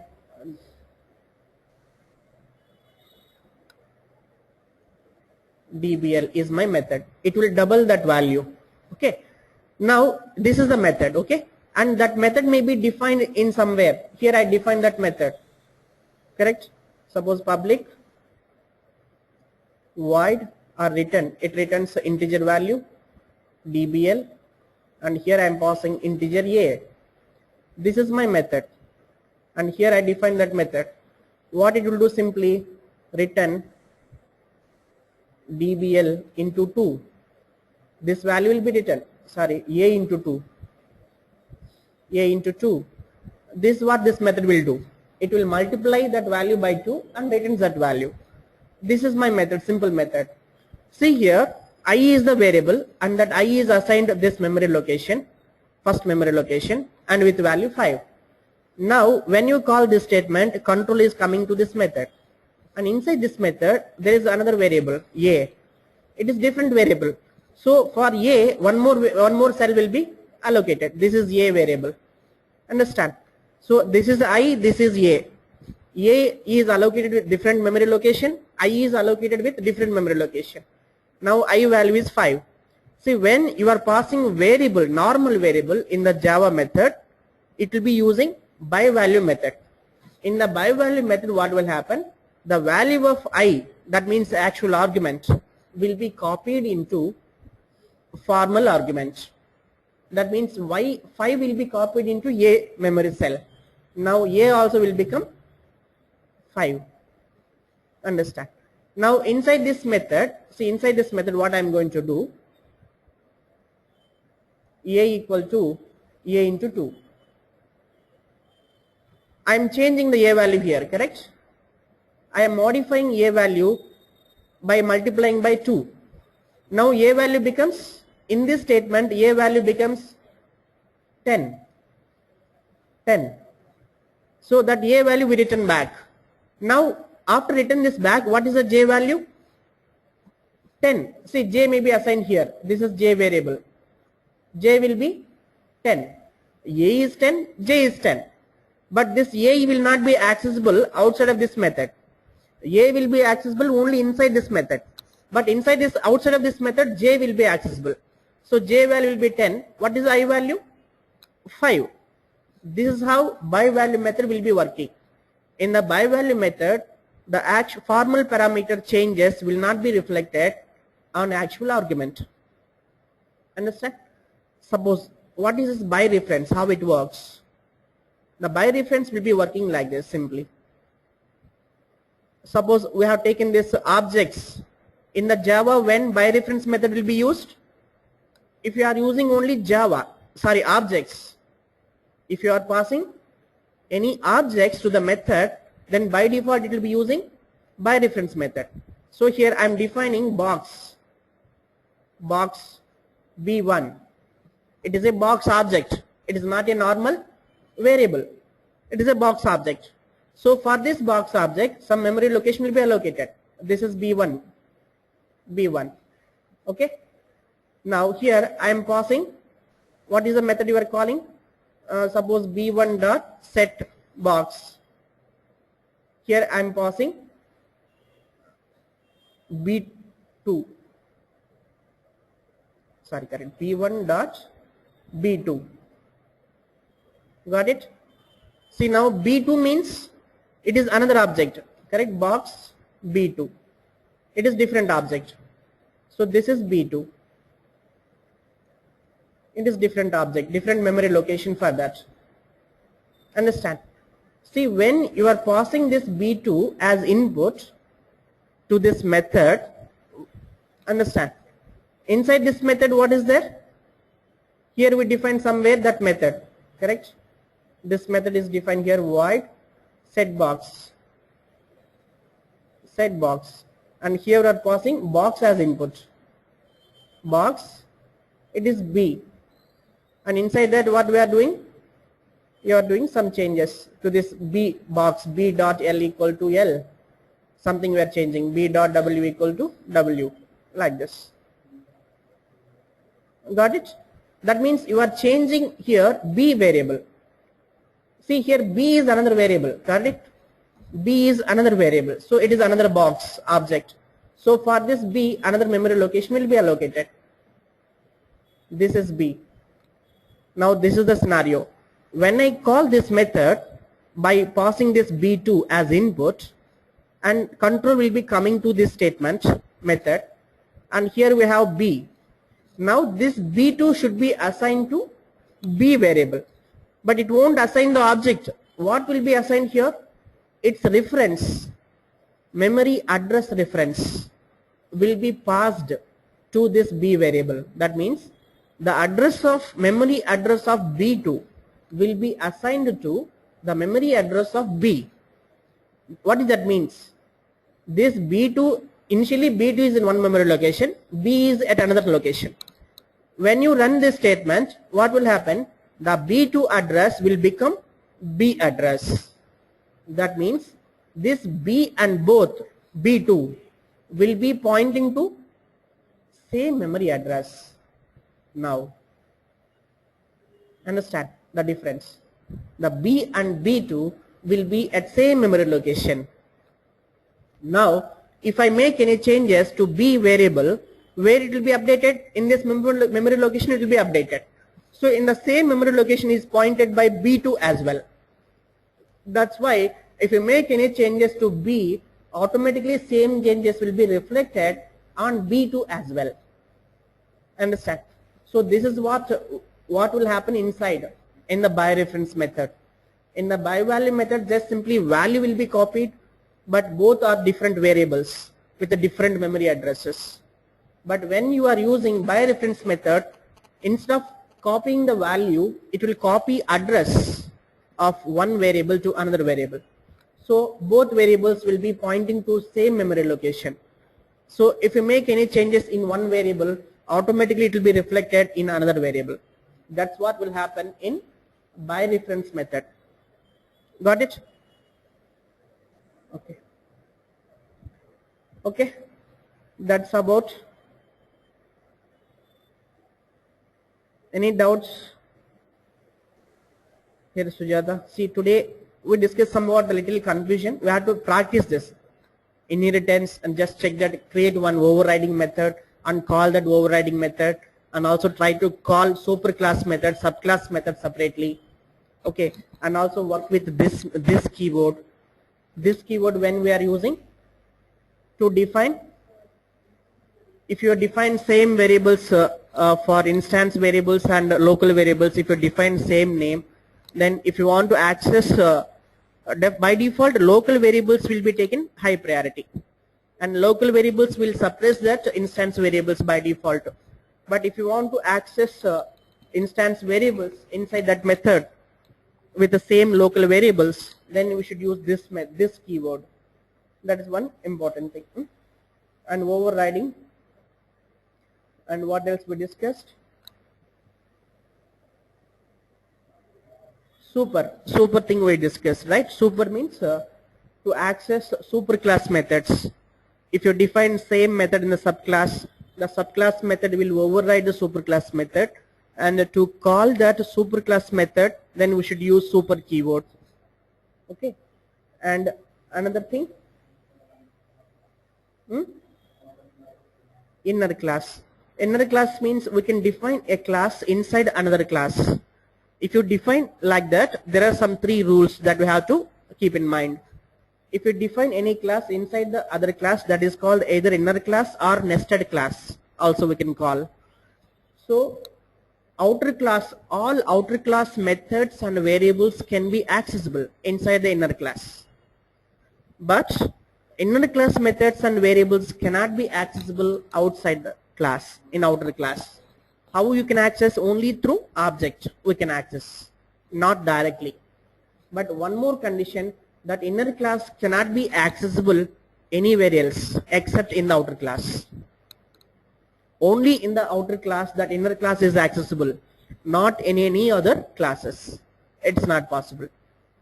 That means the scope of inner class is only within its outer class, within its parent class. It is accessible. Okay, these are the 3 important rules when we are working with inner classes. We have to keep in mind. And what else we discussed? We discussed about data passing methods, right? Data passing methods means just important thing we have seen how to pass an object as input to methods. It is possible to pass objects also as input. When you pass objects as input, Java will be using by reference method. And if you pass normal variables as input, it will be using by value method.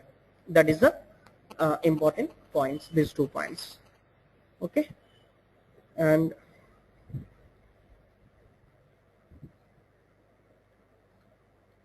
modifiers we know, right? We have seen that already. Anything else with this? Okay, fine. What is this finalize? Any idea? Finalize means see in Java, right? See, you have defined many variables in many classes, correct? And you are accessing those variables by creating objects. Is it right? Inside the classes we are defining so many variables, and those variables can be accessed by creating objects, correct? And again those objects also variables, object variables. So this Java will clear all unused variables immediately, automatically.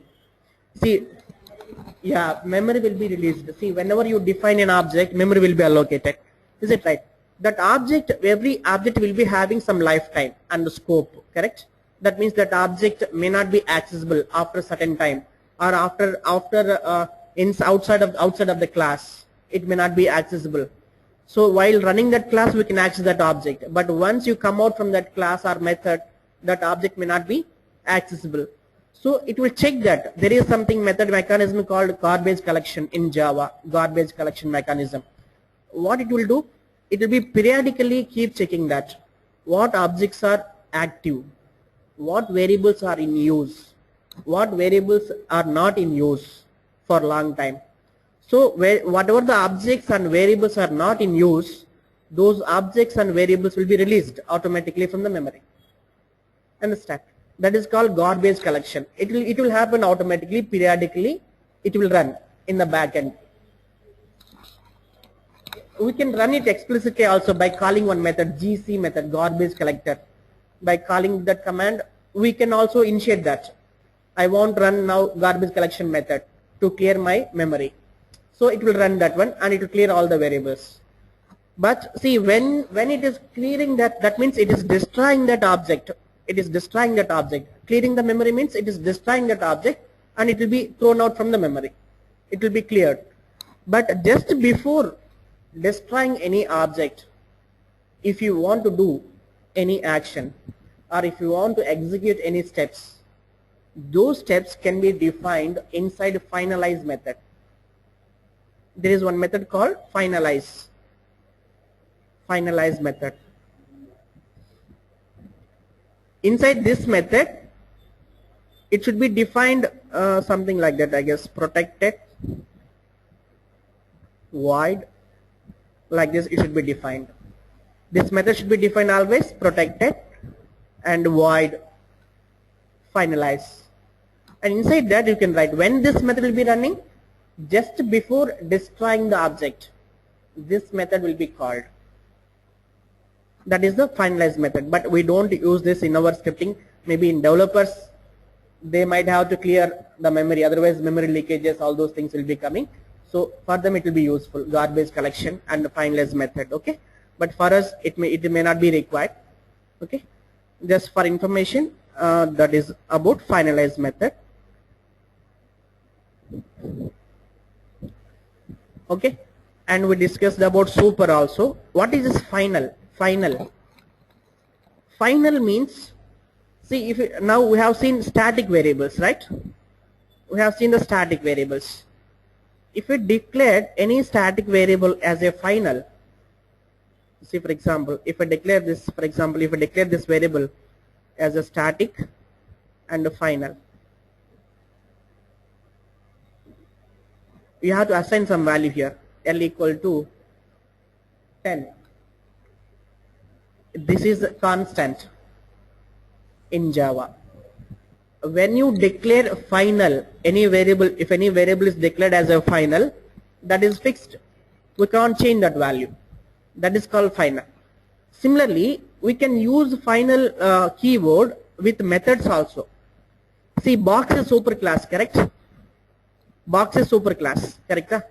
See, if I define this final, we can define method also as a final.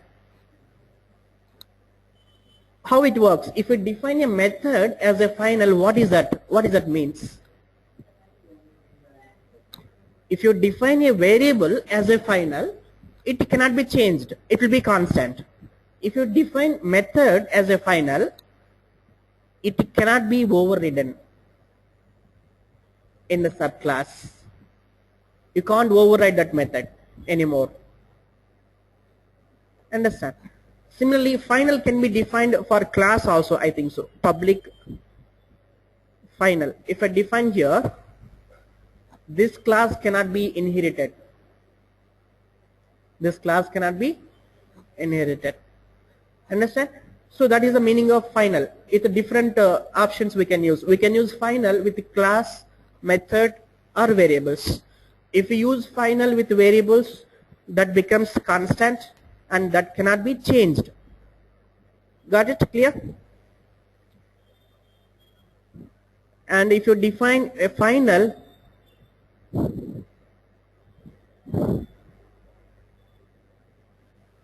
if you define a final in the method, that method cannot be overridden. And if you define a final with a class, that cannot be inherited anymore.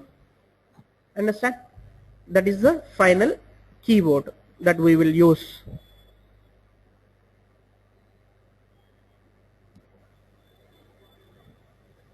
Okay. And modifiers we have seen, right? Modifiers means, see, we have two types of modifiers in Java. That is, first one is access modifiers, accessor modifiers, and non-access modifiers.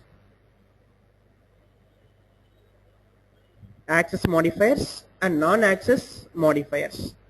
Access modifiers means default, public, private, protected.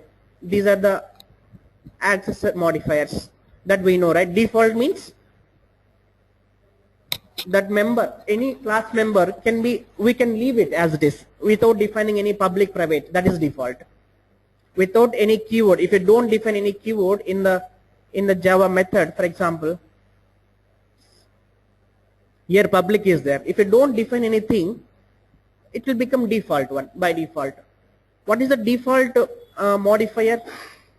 The default modifier, default member, whatever which is not defined with any public, private, or protected, the default member can be accessed within the package, front package, within the package and all classes.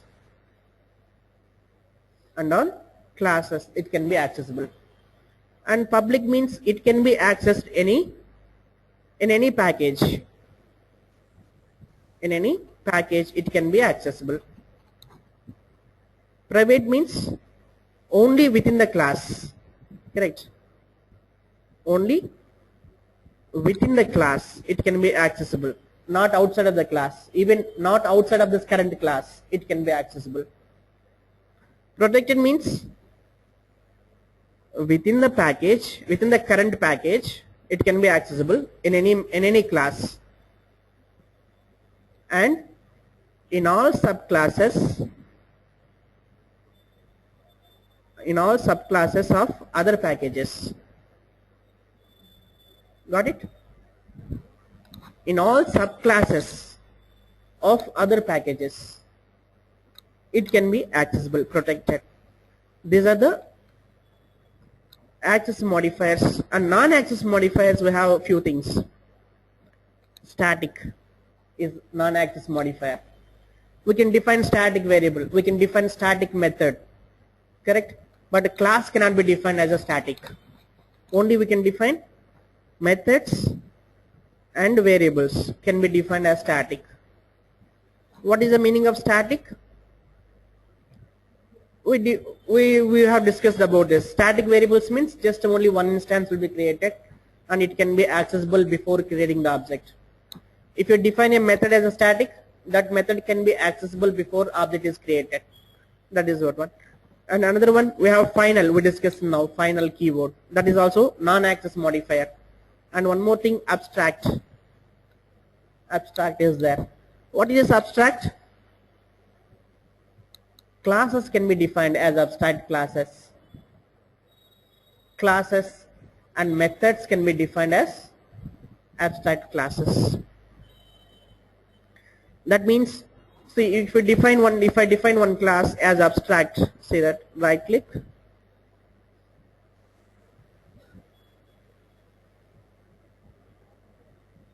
abstract class, okay,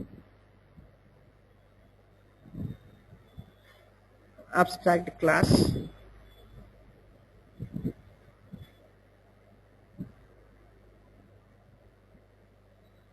You have to add this keyword. Abstract keyword will be added to the class. See, inside abstract class, we don't define methods. We don't create a body of the method. We don't define the method's body. That means what logic should be implemented, what you want to do inside that method. That and all will not be defined. Just only you will be defining here public void method 1. That's it. You don't write any code here. What is this one? Oh.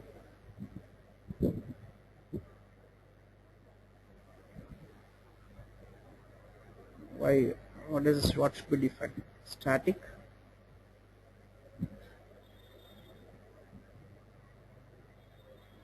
When you define a method,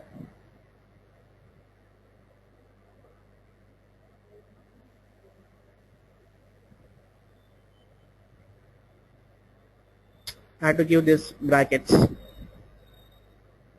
Okay, just simply like this, we will be defining the only just method names. We don't define any definitions of any method.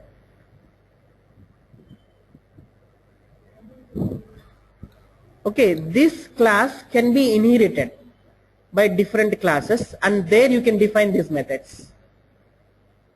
So the abstract method just gives the template, what methods, what actions you want to do, what operations you want to do, but they won't define how that operation should be implemented. The implementations of methods will not be defined. Yes, yes. Subclasses can define its own implementation. They can inherit this all the methods and they can define their own implementation. That is called abstract methods. Yes, correct. Correct.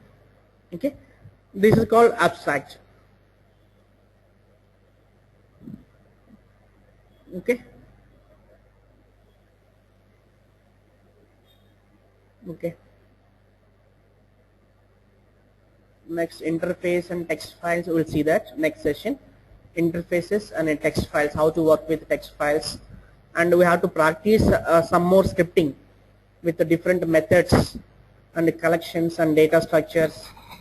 Okay, we will try that. I will give you one small thing.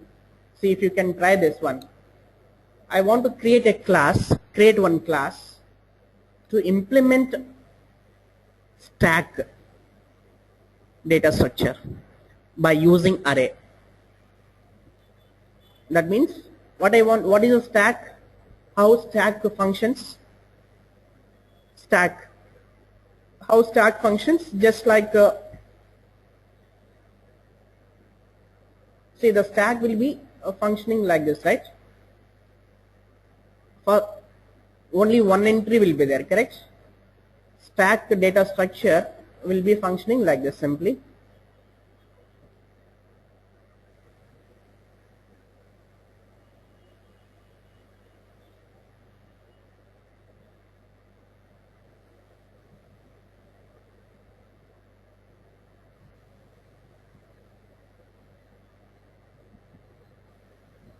So here you may have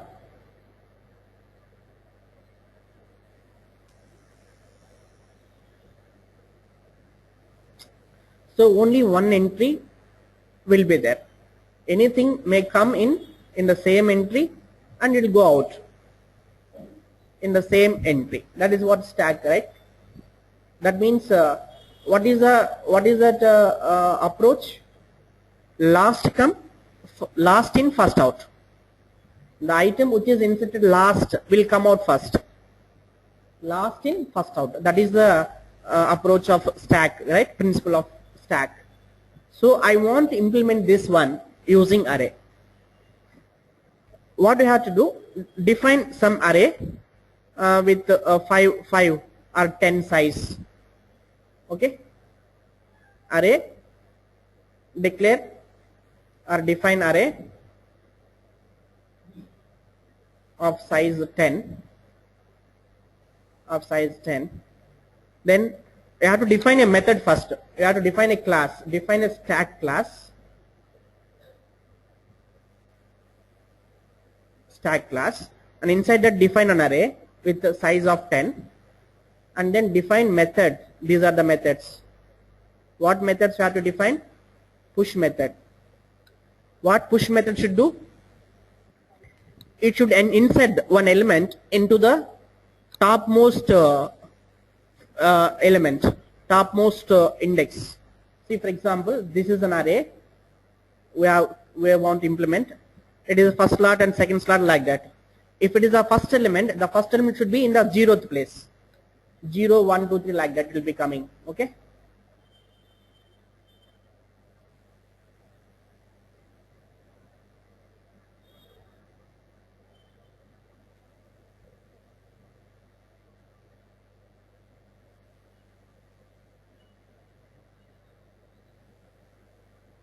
Okay.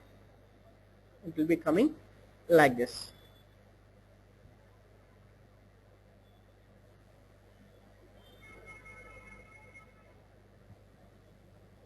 Okay. Suppose if you fill all the things, that means suppose all these elements are filled up to here, then next element should come here, the topmost next slot. That's what you have to check. That suppose once a stack is full, you have maximum size 10, all 10 elements are inserted. Again, if you are trying to insert one more element, it should throw a message, stack is overflow. That message should come out. It should not insert that value.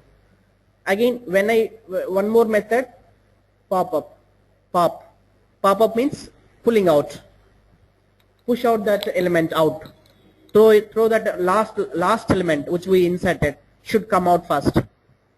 That means that element should be deleted from the array. Understand? Suppose here I have entered some values, and when I execute pop-up method, the last element should be thrown out, and that element should become empty.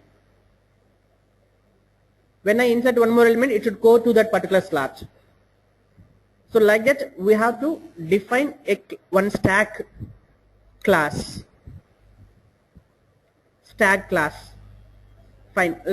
I will show you that one, and you can practice another data structure. I will show you that one. Let us see that. That means simply what actions, what operations you want to implement. That we are to defining as a methods. Stack class. Okay. And here, first define array. We have to define, correct? Integer of yes, I'm defining. Okay, done. Now I'm defining a constructor. I'm defining a constructor with size, not with the size. Yeah, with size. How much size you want to create? I'm creating here size of the stack. Okay. Now I'm going to create array here with that size. Correct?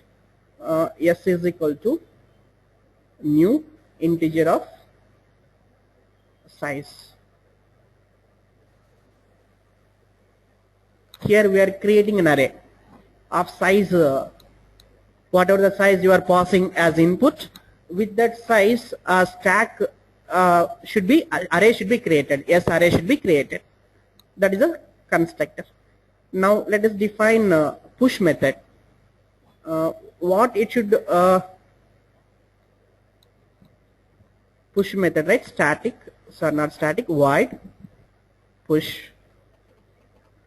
What we have to pass? Value we have to pass. What item you want, what value you want to insert, push into that stack.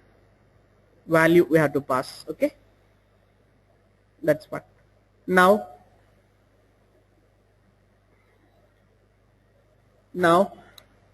first thing, one more variable I have to define here.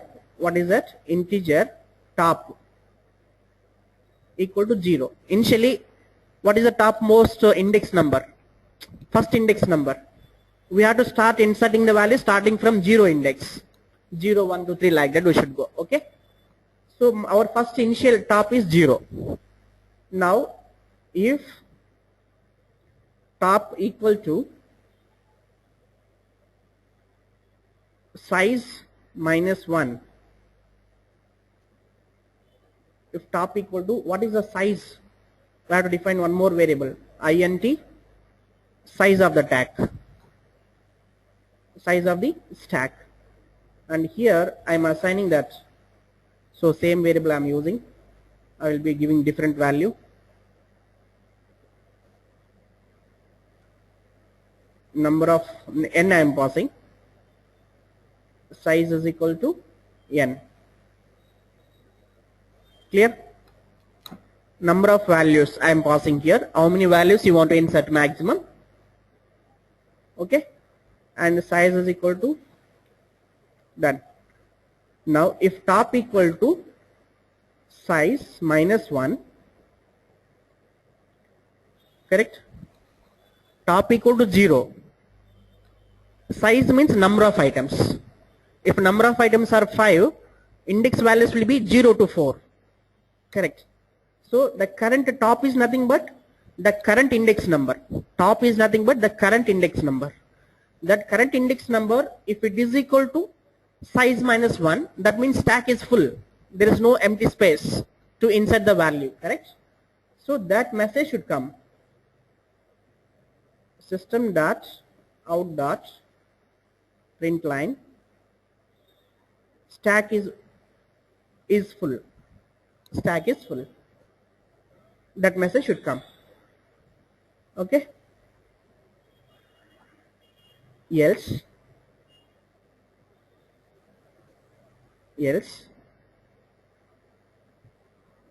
now what we have to do? We have to insert that new value into that array. Understand? That means s of top plus plus equal to value. What I am doing? First I am inserting this value in the current index slot, and then I am increasing the top value by 1. Top of first I want to assign, then I want to increment. That's why I have given top plus plus. Okay, clear? Done. This is a push operation, correct? This is the push operation method, how it should execute. Okay, now pop method, public void pop, no input here. It should return the latest value. Whatever is inserted, that value should be deleted from the stack and it should be printed. Okay.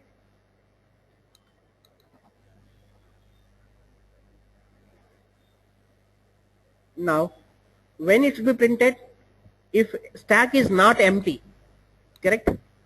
If stack is not empty, we should, correct. One second, one more thing I want to give. Top is equal to minus 1 I am giving.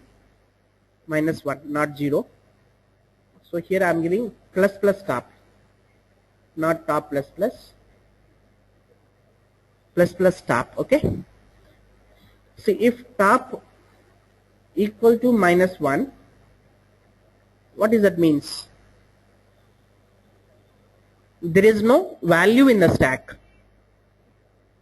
Is it right?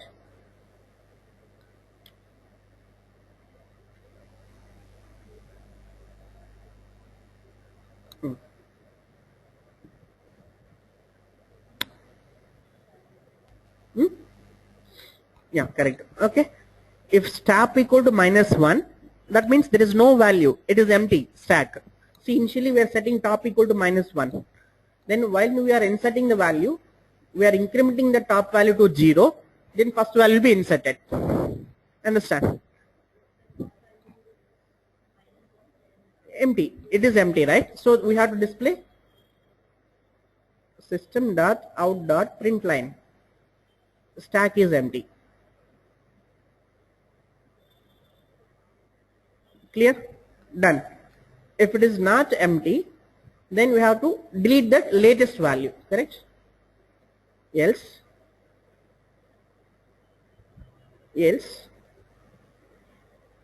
now I want to delete that latest value and assign empty value there. How to delete? Deleting means print the latest value and replace that value with empty value or null value something. Got it? Or I want to assign with 0 something. Understand? So print here, I want to display first system dot out dot print line. What value is deleted? That value should be printed. Okay. What value is deleted? S of top minus minus.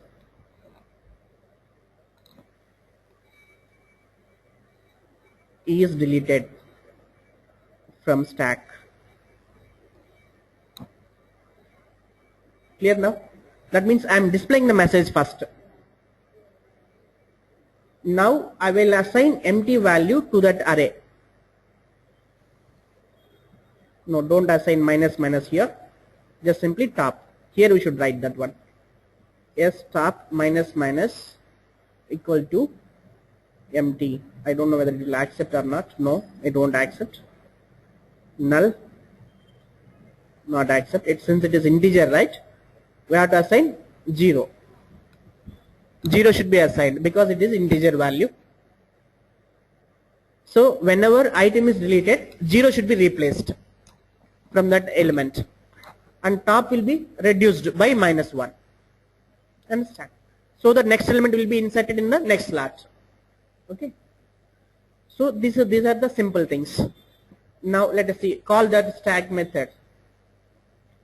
Okay, I will call inside this here itself. I will define here main method, public static void main string args.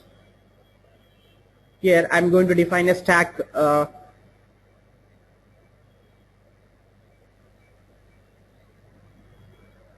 no, not here. We cannot call here this one, right? Is not a good idea. Let me define another class to call this stack. Okay, to call this control S, define separate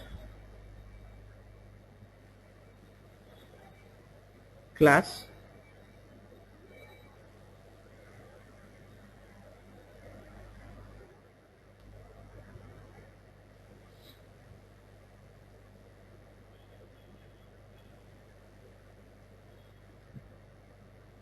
stack object. Okay, I'm giving, yeah, here I will define here public static main method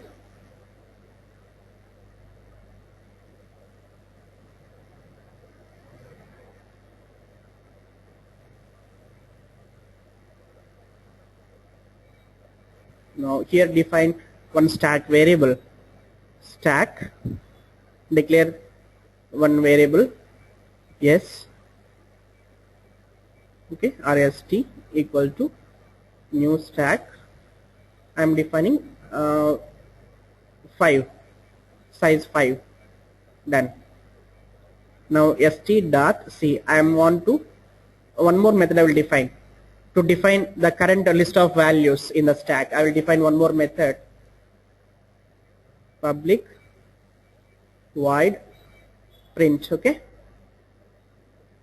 what it will do, just it will print all the values in the stack for int I equal to 0, I less than or equal to top I plus plus. Just give system dot system out dot print line yes of I. Here I will give okay print line in the line wise I want to print, or you can print in a row I want to print, for example, okay, with a space, one additional space. In the row I want to print, not in the separate line.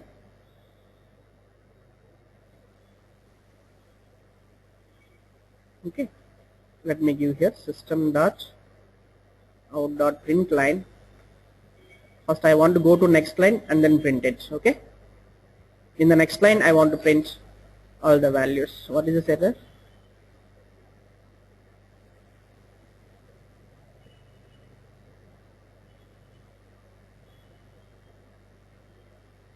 What is the problem? Create a local variable. I defined, right? Is there any other place we defined I? No, right?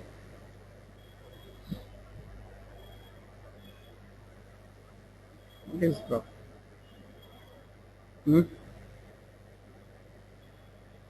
What is this wrong?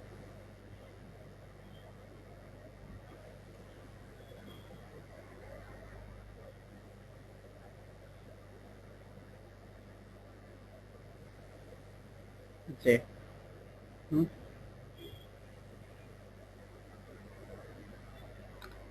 Is there any mistake? Oh, okay, got it. Brackets are missing, okay? That's why that error is coming. Brackets are missing. No, if you don't put bracket, this statement is outside of the for loop. That's why it is throwing error. Okay, now done. And now let us see here. First I am inserting stack dot push. I want to push some value. You can push any values whatever I want, 5, and push one more value, some 4. st dot push some other value 7. Okay, st dot push some 1. How many values? 4 values I pushed. Now I want to print st dot print all stack values. Now I want to remove st dot pop.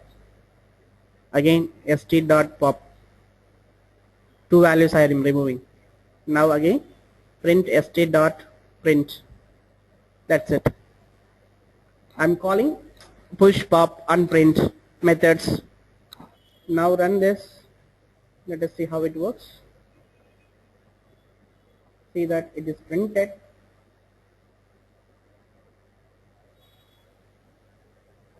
Why it is printing empty values? Print is not working. Print method is not working. What is the problem?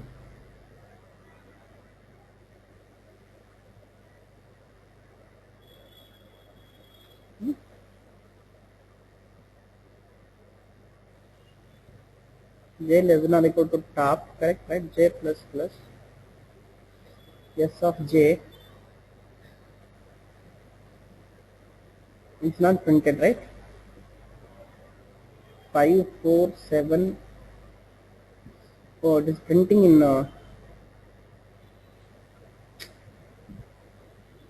okay 5 4 7 1. Yes, it is printing, but it's not printing in one line. Why it is? Okay, got it. I have to give this here, not inside the loop. It is working fine here. Okay, now run stack objects. If I run this, now look at that. 1 is deleted, should be printed next line actually. 1 second. Where is that? Pop-up method, pop-up print line only, right? Okay, one second. There is a print method, control C. Yeah, now run. It should run fine.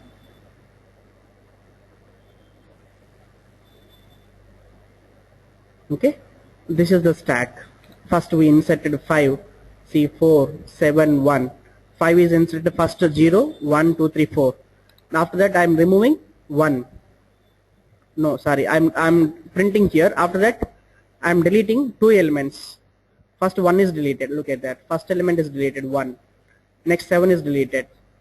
Now what should be the stack now? Only 5 4 will be there in the stack. 7 1 deleted. Got it? So that is a like this, right? We can now you can try to implement a queue. Queue means how it works. Stack, okay? Queue. I want to implement using array. Similarly, you have to create one more class for queue. You have to define same push, pop-up, and the array, same thing, but only small changes. In the queue, how it works? It will be open, correct? This is a queue. It will go, it will be inserted this end, and it will be come out from this end. First in, first out. First in, first out. So this is what I want to implement. That means if I inserted first 5, 5 should come out first. This is a queue. Got it?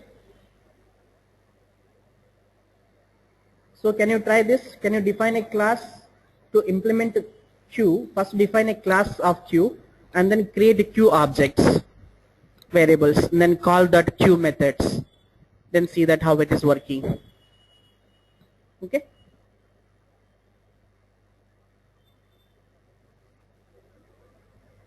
But again, there is one small, what is that, a challenge here. In the stack, no problem, because you are inserting and removing from the same end. But here it is different end, right? Suppose if here there is my first value, second value, third value, 4 values are there. When I remove my first value, these 3 values should be moved left. Got it? That movement also should be done. Understand?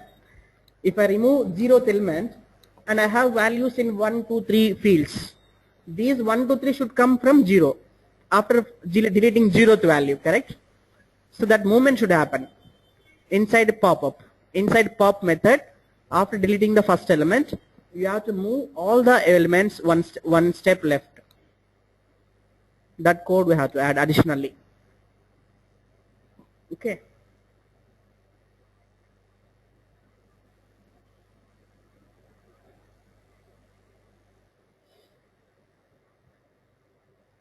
Clear? So any doubts? So yeah, in today's class, Jomi, are you there?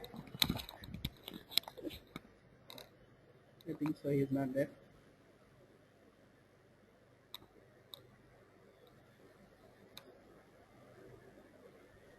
He is there.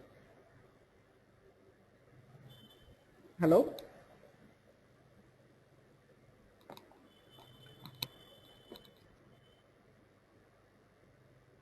Okay, any doubts, Sujata, here in these topics what we discussed till now? Starting from here we discussed. I think so tomorrow session we will close this CoreJava. From next week we will start working with the Selenium. Yes. Tomorrow we will close this also. Just we have a few more things working with text files, and we should know some important methods, string methods, number methods, character methods, array methods. That's what in the core Java, right? We'll be mostly using control statements, okay, and classes. We'll be writing the every script will be written as a class, okay, in Selenium, because we are writing in Java. Everything should be defined as a class. That is important. And another important thing, right, these methods, see, string methods, number methods, there are some built-in methods in Java for comparison. If you want to compare string values, what is the method? And if you want to convert a string into number, number into string, sometimes we may have to convert like that. So those methods we should be familiar. We will be using these methods frequently in the Selenium scripting. That is one important thing. And all other things, right, just for our understanding, to know the basics of CoreJava, we discussed all the inheritance, overloading, overriding, all those things. In case, very rarely it may be required in our Selenium scripts, but in case if it is required, we should be in a position, what is that, how to use it. For that purpose only, just we discuss that, but really we don't use all these topics in the Selenium. Mostly you will be good in data types, classes and methods. Okay, maybe overloading might be used. That also we don't, and we don't use it much. It can be useful, overloading methods, and working with what is it, arrays, that is somewhat important. And these methods, all these methods, and exception handling might be important. That we will see tomorrow, how to handle exceptions and how to read text files, and these some important methods, and that we'll discuss tomorrow. That's it. And constructors, all those things, right, all this stuff may not be we don't use much, because we are not focusing on Java coding. We are focusing mainly on application automation using Selenium commands, using WebDriver commands. These are the mostly we'll be using. But to write those WebDriver commands, we have to follow Java syntax, Java structure we have to follow. So we have to understand, we should have some understanding of Java structure, how to work with classes, what data types, what syntaxes, what control statements. Same way, that's it. But in VBScript that is somewhat okay, that also same way. And here we use mostly WebDriver commands only we'll be using, not Java commands, or Java methods will be using sometimes, like, right, if there is any logic you have to implement. Suppose I want to verify the expected message with expected message. At that time we will be using some Java methods. Otherwise we will be using mostly WebDriver methods we'll be using.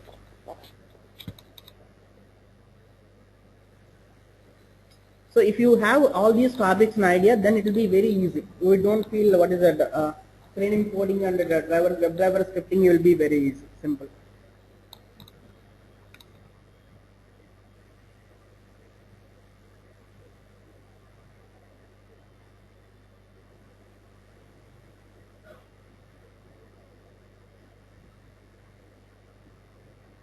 And I will share you this what is this document, maybe tonight I will send you with clear detailed examples, scripting examples also.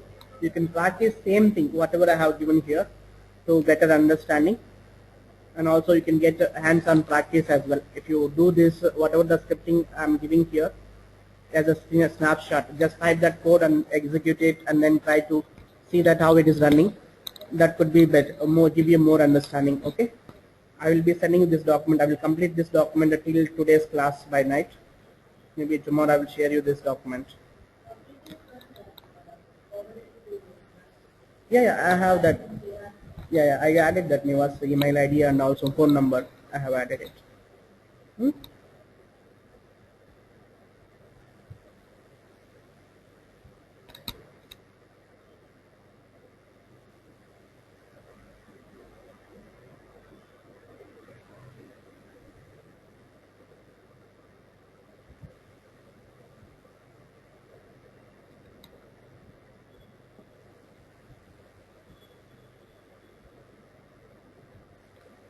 Maybe just you go through all the topics, and also just try to practice by next week. Next week only we are going to start Selenium. Anyway, next week Saturday once again we will do we will refresh entire all topics of Java overview, and then we will go to Selenium. We will start with Selenium. Just before that, before next week, just have a refresh all the topics what we discussed in CoreJava. and try to do some practice, and if you have any doubts we will discuss and we will see once again on Saturday next week. Hmm? And by tomorrow we will finish this core Java concepts.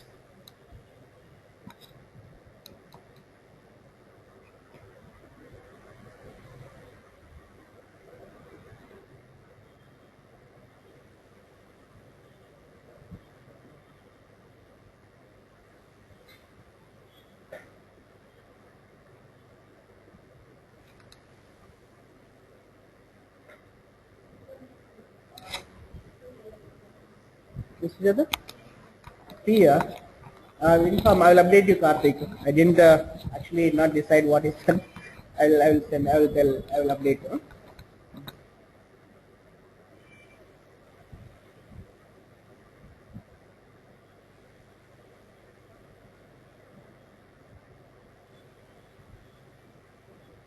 And also maybe slowly I will be updating same thing in my website also.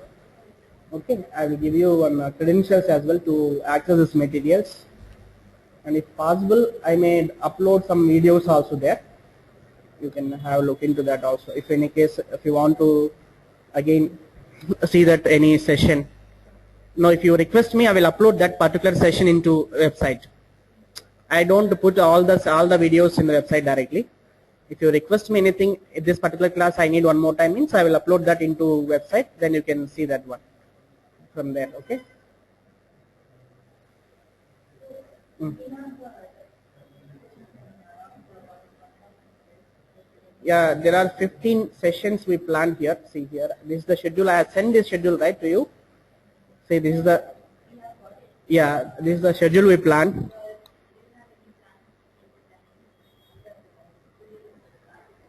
After the session, sir, that we will discuss, Sujata. Once it is complete, maybe I expect by tomorrow it will be over QTP also. But anyway, next week we'll have one more session to overview all the topics once again, QTP sessions. Maybe then we will discuss that and we'll decide that. It's not a problem. Just up to if all are comfortable, no problem. We can change the timings. We will have change, no issues.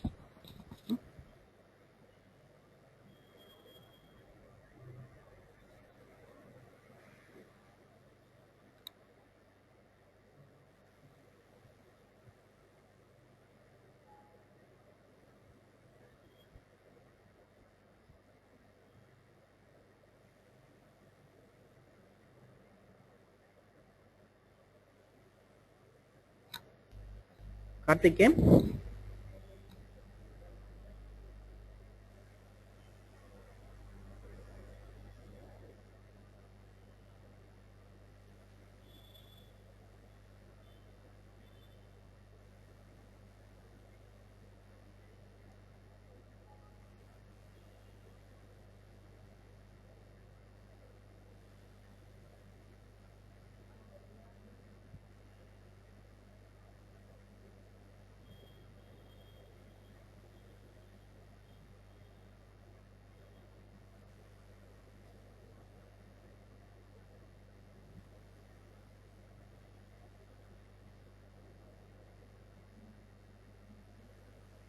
Light in.